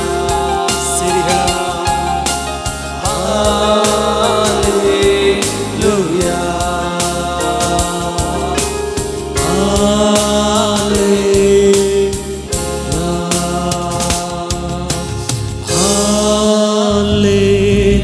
Hallelujah hallelujah hallelujah hallelujah. ತಂದೆಯಾದ ದೇವರೇ, ನಮ್ಮ ಚಿತ್ತಗಳು ಯಾವುದು ಬೇಡ. ತಂದೆಯಾದ ದೇವರೇ, ನಿನ್ನ ಚಿತ್ತ ನಮ್ಮ ಜೀವಿತದಲ್ಲಿ, ನಮ್ಮ ಕುಟುಂಬಗಳಲ್ಲಿ, ಸಭೆಯಲ್ಲಿ, ಈ ದೇಶದಲ್ಲಿ ನಿನ್ನ ಚಿತ್ತವಾಗಲಿ ದೇವರೇ. ನಿನ್ನ ಆತ್ಮಶಕ್ತಿಯು, ನಿನ್ನ ಆತ್ಮ ಅಭಿಷೇಕವು ನಮ್ಮಲ್ಲಿ ಆಗಲಿ ಅಂತ ಈ ರಾತ್ರಿ ನಾವು ದೇವರೇ ಮುಂಜಾನೆಯಲ್ಲಿ ದೇವರ ಆರಾಧನೆಯಲ್ಲಿ ನಮ್ಮನ್ನು ಸಮರ್ಪಿಸುತ್ತೇವೆ ದೇವರಪ್ಪ, ಸಮರ್ಪಿಸುತ್ತೇವೆ. ಇದುವರೆಗೂ ದೇವರೇ ಆರಾಧನೆಯಲ್ಲಿ ನಿಮ್ಮನ್ನು ಹಾಡಿ ಸ್ತುತಿಸುವಂತೆ ಕೊಟ್ಟ ಕೃಪೆಗಾಗಿ ಸ್ತೋತ್ರ ಮಾಡುತ್ತೇವೆ ದೇವರಪ್ಪ. ವಾಕ್ಯ ಭಾಗದಲ್ಲಿ ಕೂಡ ನಮಗೆ ಮಾತಾಡು ದೇವರೇ. ನಿನ್ನ ವಾಕ್ಯಗಳು ನಮಗೆ ಸೇವೆ ಮಾಡಲಿ. ತಿಳಿದಿರುವ ರಹಸ್ಯಗಳನ್ನು ಗೋಚರಪಡಿಸು. ಹುಟ್ಟಿದವನ್ನು ಆಚರಿಸುವ, ವೆಡ್ಡಿಂಗ್ ಆ್ಯನಿವರ್ಸರಿಯನ್ನು ಆಚರಿಸುವ, ಹೊಸದಾಗಿ ದೇವರ ಲೈವ್ ಪ್ರೋಗ್ರಾಮ್ ಯಾರು ನೋಡ್ತಾ ಇದ್ದರೆ ತಂದೆ ಕುಮಾರ ಪವಿತ್ರಾತ್ಮನ ನಾಮದಲ್ಲಿ ಅವ್ರನ್ನ ಆಶೀರ್ವಾದ ಮಾಡಿ ಪ್ರಾರ್ಥಿಸ್ತೀವಿ. ಏಸಯ್ಯ 41:13, ನೀ ಭಯಪಡಬೇಡ, ನಾನು ನಿನ್ನ ಬಲಗೈ ಹಿಡಿದಿದ್ದೀರಿ, ನಾನು ನಿನಗೆ ಸಹಾಯ ಮಾಡ್ತೀನಿ ಅಂತ ಈ ವರ್ಷ ದೇವರ ಬಲಗೈ ಆಧಾರವಾಗಿದ್ದು ನಡೆಸಲಿ ಅಂತ ನಾನು ಪ್ರಾರ್ಥಿಸುತ್ತೇನೆ ದೇವರೇ. ಪ್ರಾಂತ್ಯಗಳನ್ನು ವಿಸ್ತಾರಪಡಿಸು, ವಿಶೇಷವಾಗಿ ಆಶೀರ್ವದಿಸು. ನಿನ್ನ ಕೈ ಜೊತೆ ಇದ್ದು ದೇವರೇ ಈ ವರ್ಷ ನಡೆಸುವಂತೆ ನಾವು ಅನುಗ್ರಹಿಸಿ ಪ್ರಾರ್ಥಿಸ್ತೀವಿ ದೇವರಪ್ಪ. ಬರವಾರ ಸಭೆ ತೆರೆಯುವಂತೆ ಸರ್ಕಾರದಿಂದ ನಮಗೆ ಸಿಕ್ಕಿರುವ ದೇವರಪ್ಪ ಅವಕಾಶಕ್ಕಾಗಿ, ಪರ್ಮಿಷನ್ಗಾಗಿ ಸ್ತೋತ್ರ ದೇವರಪ್ಪ. ಪರಿಶುದ್ಧ ನಾಮ ಮಾತ್ರ ಮಹಿಮೆ ಹೊಂದಲಿ, ಯೇಸುವಿನ ನಾಮದಲ್ಲಿ ತಂದೆಯೇ, ಆಮೇನ್. ನಾವಿನ್ ವಾಕ್ಯ ಭಾಗಕ್ಕೆ ಹೋಗೋಣ. ದೇವ್ರ ನಮ್ಮನ್ನು ಆಶೀರ್ವದಿಸಲಿ. ಕಳೆದ ದಿನಗಳಲ್ಲಿ ನಮ್ಮ ಮೇಲೆ ದೇವರು ಒಂದು ಚಿತ್ತ ಇದೆ, ದೇವರ ಕರೆ ನಮ್ಮ ಮೇಲೆ ಇದೆ ಅಂತ ನಾನು ನಿಮ್ಗೆ ತಿಳಿಸ್ಕೊಟ್ಟೆ. 3 ಕಾರ್ಯಗಳನ್ನು ನಾವು ನೋಡ್ತೀವಿ. ಒಂದು, to know the will of God, to follow the will of God and to fulfil the will of God. ಅಂದರೆ ಫಸ್ಟ್ ನಾವು ತಿಳ್ಕೊಳ್ಳೋಣ ದೇವರ ಚಿತ್ತ, ನಮ್ಮ ಮೇಲೆ ಇರೋ ದೇವರ ಚಿತ್ತನ ತಿಳ್ಕೊಳ್ಳೋಣ. ಎರಡನೇ, ಅದನ್ನು ಫಾಲೋ ಮಾಡೋಣ. ಅದನ್ನು ನಾನು ನಿಮ್ಗೆ ಹೇಳ್ಕೊಡ್ತೀನಿ, ಅದನ್ನು ಹಾಗೆ ಫಾಲೋ ಮಾಡಿ. ಮೂರನೇದಾಗಿ ಅದನ್ನು ನೆರವೇರಿಸೋಣ. ನಾವು ದೇವರ ಚಿತ್ತವನ್ನು ನಾವು ನೆರವೇರಿಸುವಾಗ ತಂದೆಯಾದ ದೇವರಿಗೆ ಅದು ಮಹಿಮೆ ತರುವುದಾಗಿರ್ತದೆ. ಹಲ್ಲೆಲೂಯಾ. ಆಗ ಕಳೆದ ವಾರದಲ್ಲಿ 1-2 ವಾರ ನಾನು ನಿಮ್ಗಳು ಹೇಳ್ಕೊಟ್ಟೆ. ನಾನು ಗಲಾತ್ಯರ 1ನೇ ಅಧ್ಯಾಯದಲ್ಲಿ 15ನೇ ವಾಕ್ಯ ಪ್ರಕಾರ ನಮ್ಮ ತಾಯಿಯ ಉದರದಲ್ಲೇ ನಮ್ಮನ್ನು ದೇವರು ಪ್ರತಿಯೊಬ್ಬರನ್ನ ಕಂಡುಕೊಂಡಿದ್ದಾರೆ. ಯೆರೆಮೀಯ 1ನೇ ಅಧ್ಯಾಯದಲ್ಲಿ 4-5 ವಾಕ್ಯ ಪ್ರಕಾರ ಕೂಡ ದೇವರು ನಮ್ಮನ್ನು ಕಂಡುಕೊಂಡಿದ್ದಾರೆ. ಎಫೆಸೀಯರ 1ನೇ ಅಧ್ಯಾಯದಲ್ಲಿ 4-5 ವಾಕ್ಯಗಳನ್ನ ಓದುವಾಗ ಜಗದುತ್ಪತ್ತಿಗಿಂತ ಮುಂಚೆನೇ ದೇವರು ನಮ್ಮನ್ನು ಕ್ರಿಸ್ತನಲ್ಲಿ ಕಂಡುಕೊಂಡಿದ್ದಾರೆ. ನಾ ಕತ್ತಲಲ್ಲಿದ್ದು ಬೆಳಕಿನ ರಾಜ್ಯಕ್ಕೆ ತಂದರು ದೇವರು. ನಾ ಪಾಪದಲ್ಲಿದ್ದು ನಮ್ಮನ್ನು ದೇವರು ಇವತ್ತು ನೀತಿವಂತರಾಗಿ ಮಾಡಿ ಬೆಳಕಿನ ರಾಜ್ಯಕ್ಕೆ ದೇವರು ನಮ್ಮ ಸೇರಿಸಿದ್ದಾರೆ. 830 ಕೋಟಿ ಜನಗಳು ಜಗತ್ತಲ್ಲಿದ್ದಾರೆ. ಅಂಥದ್ದಲ್ಲಿ ನಮ್ಮನ್ನು ದೇವರು ಆರಿಸ್ಕೊಂಡಿದ್ದಾರೆ. ಆಗ ಯೆರೆಮೀಯ 29:11 ನಾನು ನಿಮ್ಗೆ ಹೇಳ್ಕೊಟ್ಟೆ, ದೇವರು ನಿಮ್ಮ ಮೇಲೆ ಒಂದು ಪ್ಲ್ಯಾನ್ ಇಟ್ಟಿದ್ದಾರೆ, ದೇವರೊಂದು ಚಿತ್ತ ಇದೆ, ಅದನ್ನು ನಾವು ತಿಳ್ಕೊಬೇಕು ಅಲ್ಲ. ಲಾಸ್ಟ್ ವೀಕ್ ನಾನು ಏನು ಹೇಳ್ಕೊಟ್ಟೆ, ಹೇಗೆ ತಿಳ್ಕೊಳ್ತೀವಿ ನಾವು? ದೇವರ ವಾಕ್ಯದಿಂದ. ಕೀರ್ತನೆ 40 ಯೇಸಪ್ಪ ಹೇಳಿದ ಒಂದು, ಯೇಸಪ್ಪ ಹೇಳಲಿಕ್ಕೆ ಇಬ್ರಾರ 5ನೇ ಅಧ್ಯಾಯದಲ್ಲಿ ಯೇಸು ಸ್ವಾಮಿ ಹೇಳಿದರು. ಅದಕ್ಕಿಂತ ಮುಂಚೆ ಪ್ರವಚನೆಯಾಗಿ ಯೇಸಪ್ಪ ಬಗ್ಗೆ ಬರೆದಿತ್ತು, ಗ್ರಂಥದಲ್ಲಿ ನನ್ನ ಕುರಿತು ಬರೆದಿದೆಲ್ಲ ಅಂತ ಅವ್ರು ಹೇಳಿದರು. ಆಗ ನಿಮ್ಮ ಚಿತ್ತವು ಇವತ್ತು ದೇವರು ಸತ್ಯವೇದದಲ್ಲಿ ಬರೆದಿದ್ದಾರೆ. ಇದನ್ನು ಓದ್ತಾ ನಮಗೇನಾಗ್ತದೆ, ನಮಗೆ ದೇವರು ದರ್ಶನವನ್ನು ಕೊಡ್ತಾರೆ. ಆ ದೇವರು ಅದರಿಂದ ನಮ್ಮ ಜೊತೆ ಮಾತಾಡುವರಾಗಿರ್ತಾರೆ. ಯಾಕೆಂದರೆ ದೇವರು ಈ ಕಡೆ ದಿನಗಳಲ್ಲಿ ತನ್ನ ವಾಕ್ಯದ ಮುಖಾಂತರ, ಪರಿಶುದ್ಧಾತ್ಮನ ಮುಖಾಂತರ ದೇವರು ಮಾತಾಡುವರಾಗಿದ್ದಾರೆ. ಆಗ ನಿಮ್ಮ ಉದ್ದೇಶ, ನಿಮ್ಮ ಚಿತ್ತವನ್ನು ನೀವು ತಿಳ್ಕೊಬೇಕಂದ್ರೆ ನೀವು ಸತ್ಯವೇದವನ್ನು ಓದಬೇಕು. ಒಂದು ವೇಳೆ ನೀವು ನನಗೆ ಓದಕ್ಕೆ ಬರೋದಿಲ್ಲ ಅಂದರೆ ತುಂಬ ಕೇಳಬೇಕು. ನೀವು ದೇವರ ವಾಕ್ಯನ ಕೇಳ್ತಾ ನಿಮಗೆ ದೇವರೊಂದು ಪಿಕ್ಚರನ್ನು, ಒಂದು ದರ್ಶನವನ್ನು ಕೊಡುವರಾಗಿರ್ತಾರೆ. ಆ ದರ್ಶನವನ್ನು ನಾವು ನೆರವೇರಿಸುವರಾಗಿರನ್ನ. ಈಗ ಆ ಚಿತ್ತವನ್ನು ನಾನು ತಿಳ್ಕೊಂಡೆ, ನನ್ನ ಮೇಲೆ ಒಂದು ಕರೆ ಇದೆ ಅಂತ ನನಗೆ ಅರ್ಥ ಆಯಿತು.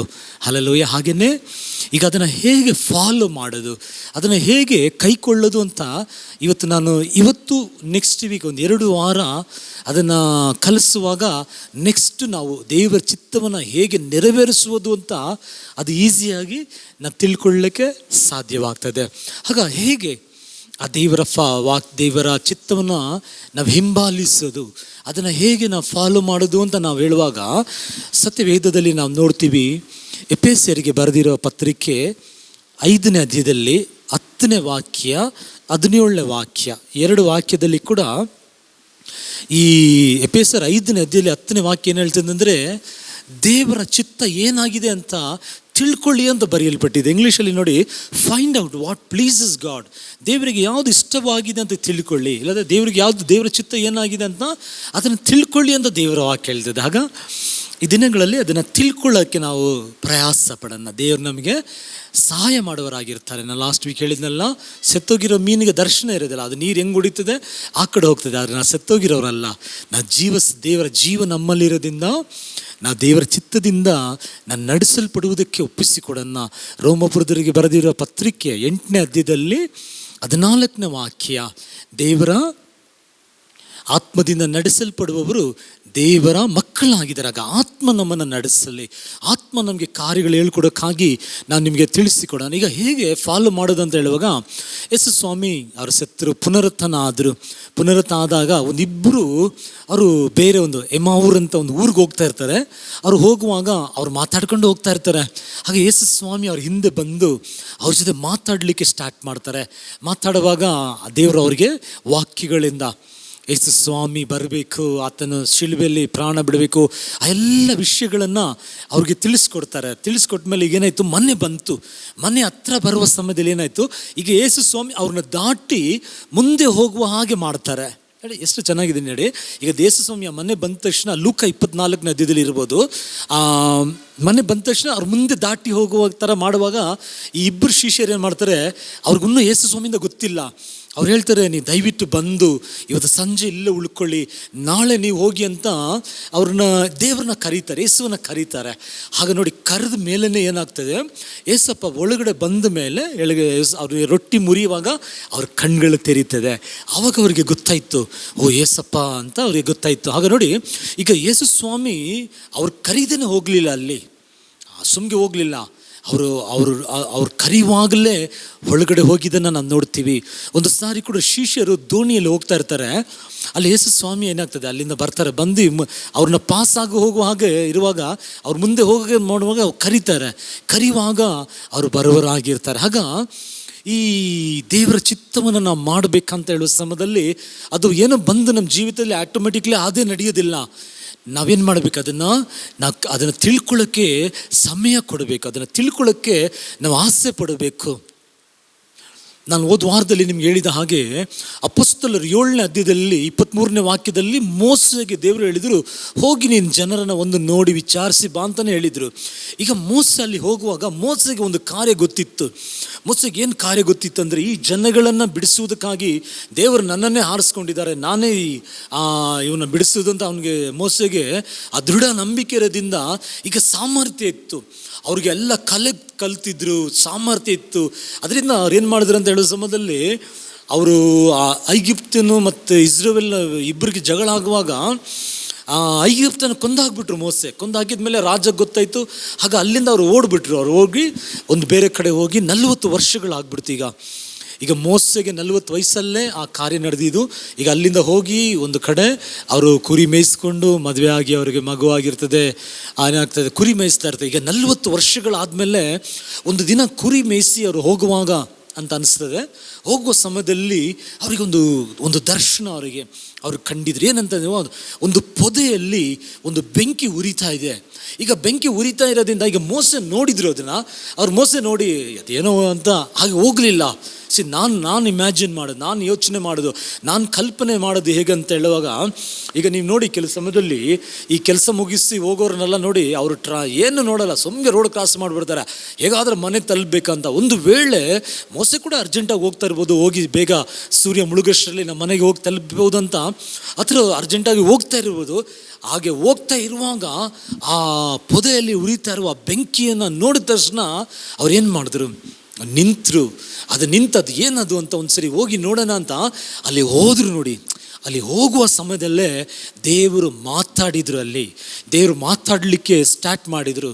ಒಂದು ವೇಳೆ ನಾನು ಯೋಚನೆ ಮಾಡ್ತೀನಿ, ಅವರು ಏನೋ ಅದು ಅಂತ ಹೇಳಿ ಹೋಗ್ಬಿಟ್ಟಿದ್ದಿದ್ರೆ ಗೊತ್ತಿಲ್ಲ ಏನಾಗ್ತಾಯಿತ್ತು ಮುಂಚೆ ಅಂತ. ಆಗ ತಿಳ್ಕೊಳ್ಬೇಕು. ನಾವು ತಿಳ್ಕೊಳ್ಳೋಕ್ಕೆ ಕೆಲವು ಸಂದರ್ಭದಲ್ಲಿ ದೇವರು ನಮ್ಮ ಜೊತೆ ಮಾತಾಡುವರಾಗಿರ್ತಾರೆ. ದೇವರು ನಮ್ಮ ಜೀವಿತದಲ್ಲಿ, ವಾಕ್ಯದಲ್ಲಿ, ಆರಾಧನೆಯಲ್ಲಿ, ಹಾಡುಗಳಲ್ಲಿ ಕೆಲಸ ಬರ್ತಾರೆ. ದೇವರು ಬಂದು ನಮ್ಮ ಜೊತೆ ಮಾತಾಡಲಿಕ್ಕೆ ಇಷ್ಟಪಡೋರಾಗಿರ್ತಾರೆ. ಹಾಗಾದ್ರೆ ನಾವು ಗ್ರಹಿಸಿಕೊಳ್ಳೋಕ್ಕೆ ಕಲ್ತ್ಕೋಬೇಕು. ನಾವು ಯಾವಾಗಲೂ ಬ್ಯುಸಿಯಾಗಿದ್ದರೆ, ಲೋಕದ ಕಾರ್ಯಗಳಲ್ಲಿ ಮುಳುಗೋಗ್ಬಿಟ್ಟಿದ್ರೆ, ಕೆಲಸ ಮೇಲೆ ನಾನು ಹೇಳಿದಲ್ಲ, ಯೇಸುಸ್ವಾಮಿ ದಾಟಿ ಹೋಗುವ ಹಾಗೆ ಮಾಡಿದ ಹಾಗೆ ನಮ್ಮ ಜೀವಿತದಲ್ಲಿ ಕೆಲವು ಕಾರ್ಯಗಳನ್ನು ನಮ್ಮ ಜೀವಿತ ತಂತ್ರ ಕೂಡ ಗ್ರಹಿಸ್ಕೊಳ್ಳೋಕ್ಕಾಗೋದಿಲ್ಲ.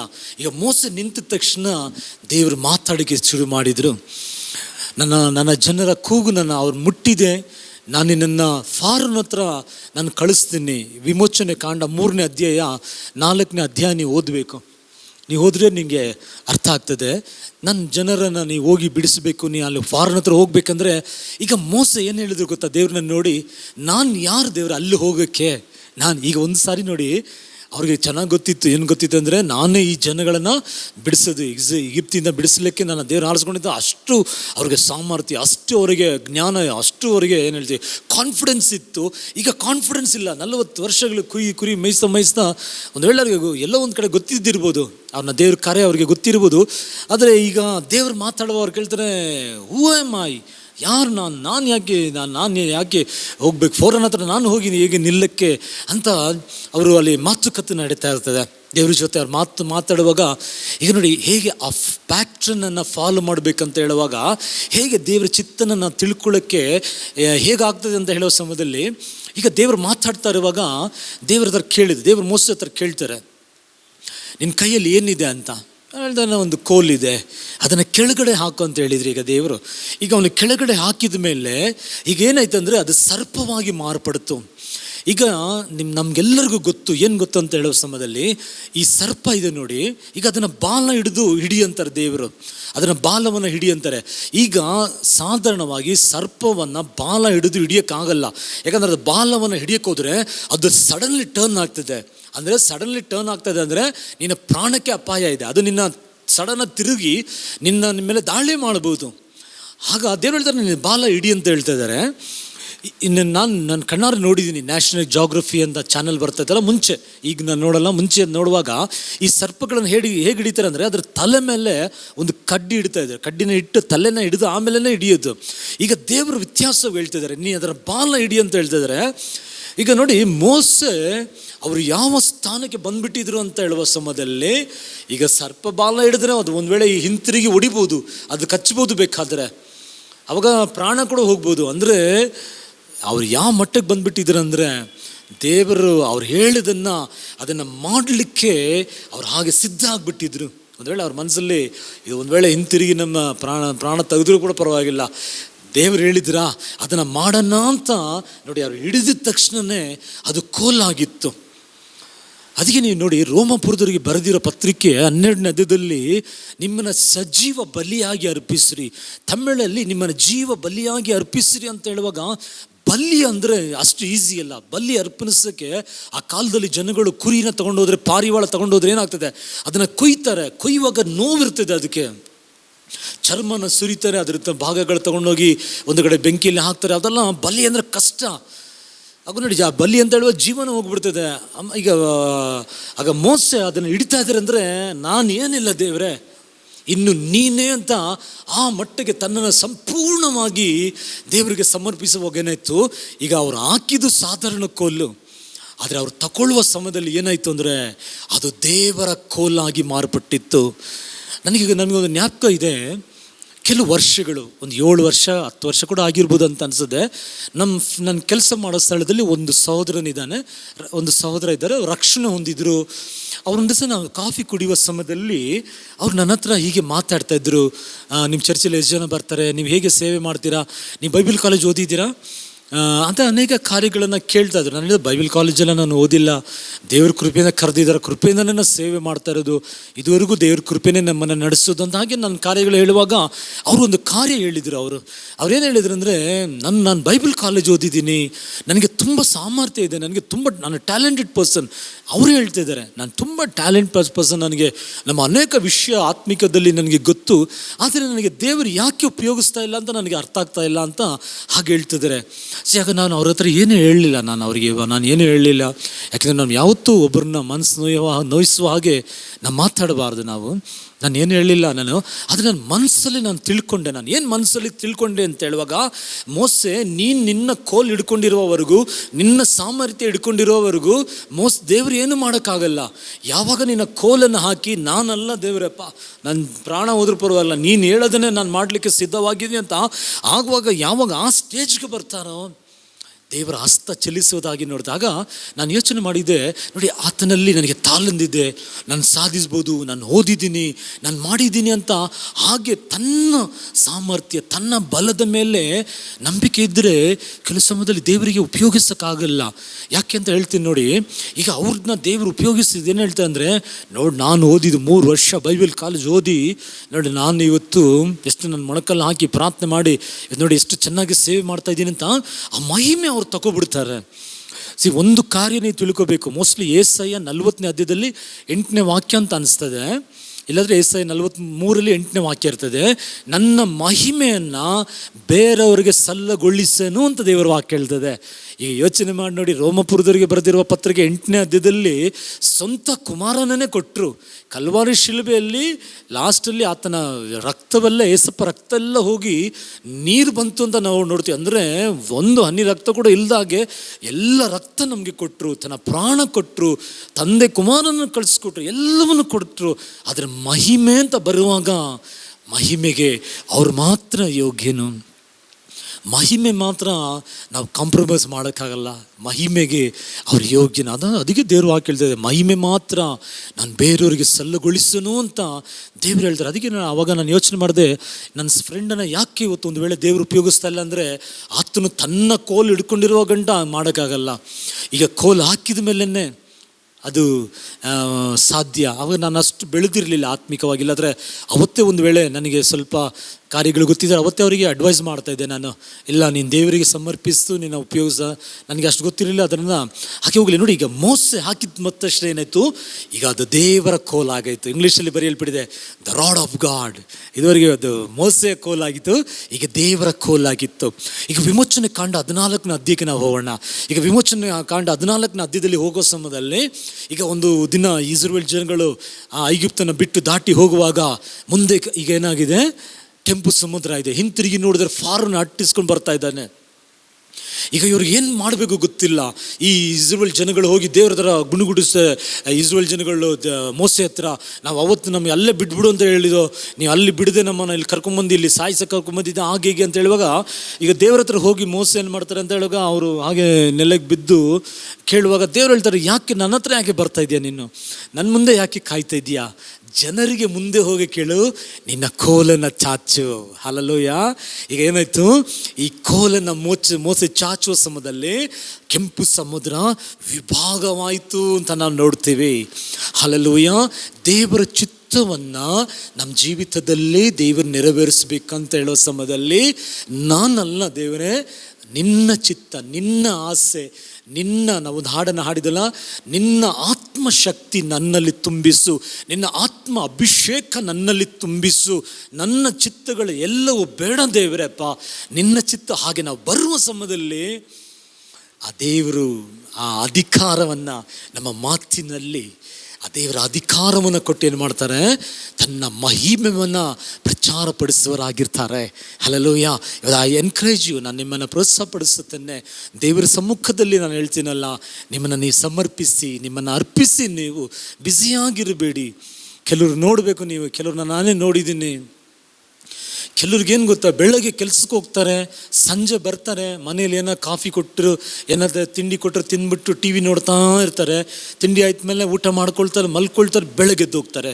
ಸಂಜೆ ಬರ್ತಾರೆ, ತಿಂಡಿ ತಿಂತಾರೆ, ಟಿ ವಿ ನೋಡ್ತಾರೆ, ಊಟ ಮಾಡ್ತಾರೆ, ಮತ್ತೆ ಮಲಗ್ತಾರೆ. ಮತ್ತೆ ರೊಟೀನ್ ಆಗಿಬಿಟ್ಟಿದೆ. ಅವ್ರಿಗೆ ಯಾವುದು ವಿಷಯಕ್ಕೂ ಅವ್ರಿಗೆ ಚಿಂತೆ ಇಲ್ಲ.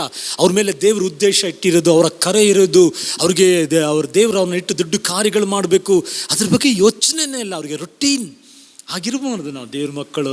ಇವತ್ತು ನಾನು ಹೇಳ್ತೀನಿ ನೋಡಿ, ನೀವು ಸ್ವಲ್ಪ ಸಮಯ ದೇವ್ರ ಸಮ್ಮುಖದಲ್ಲಿ ಕೊಟ್ಟು ನೀವು ಬರಬೇಕು. ನೀವು ದೇವ್ರ ಸಮ್ಮುಖದಲ್ಲಿ ಬರಬೇಕು. ಕೆಲವು ಧೂಳು ತಟ್ಟಬೇಕು.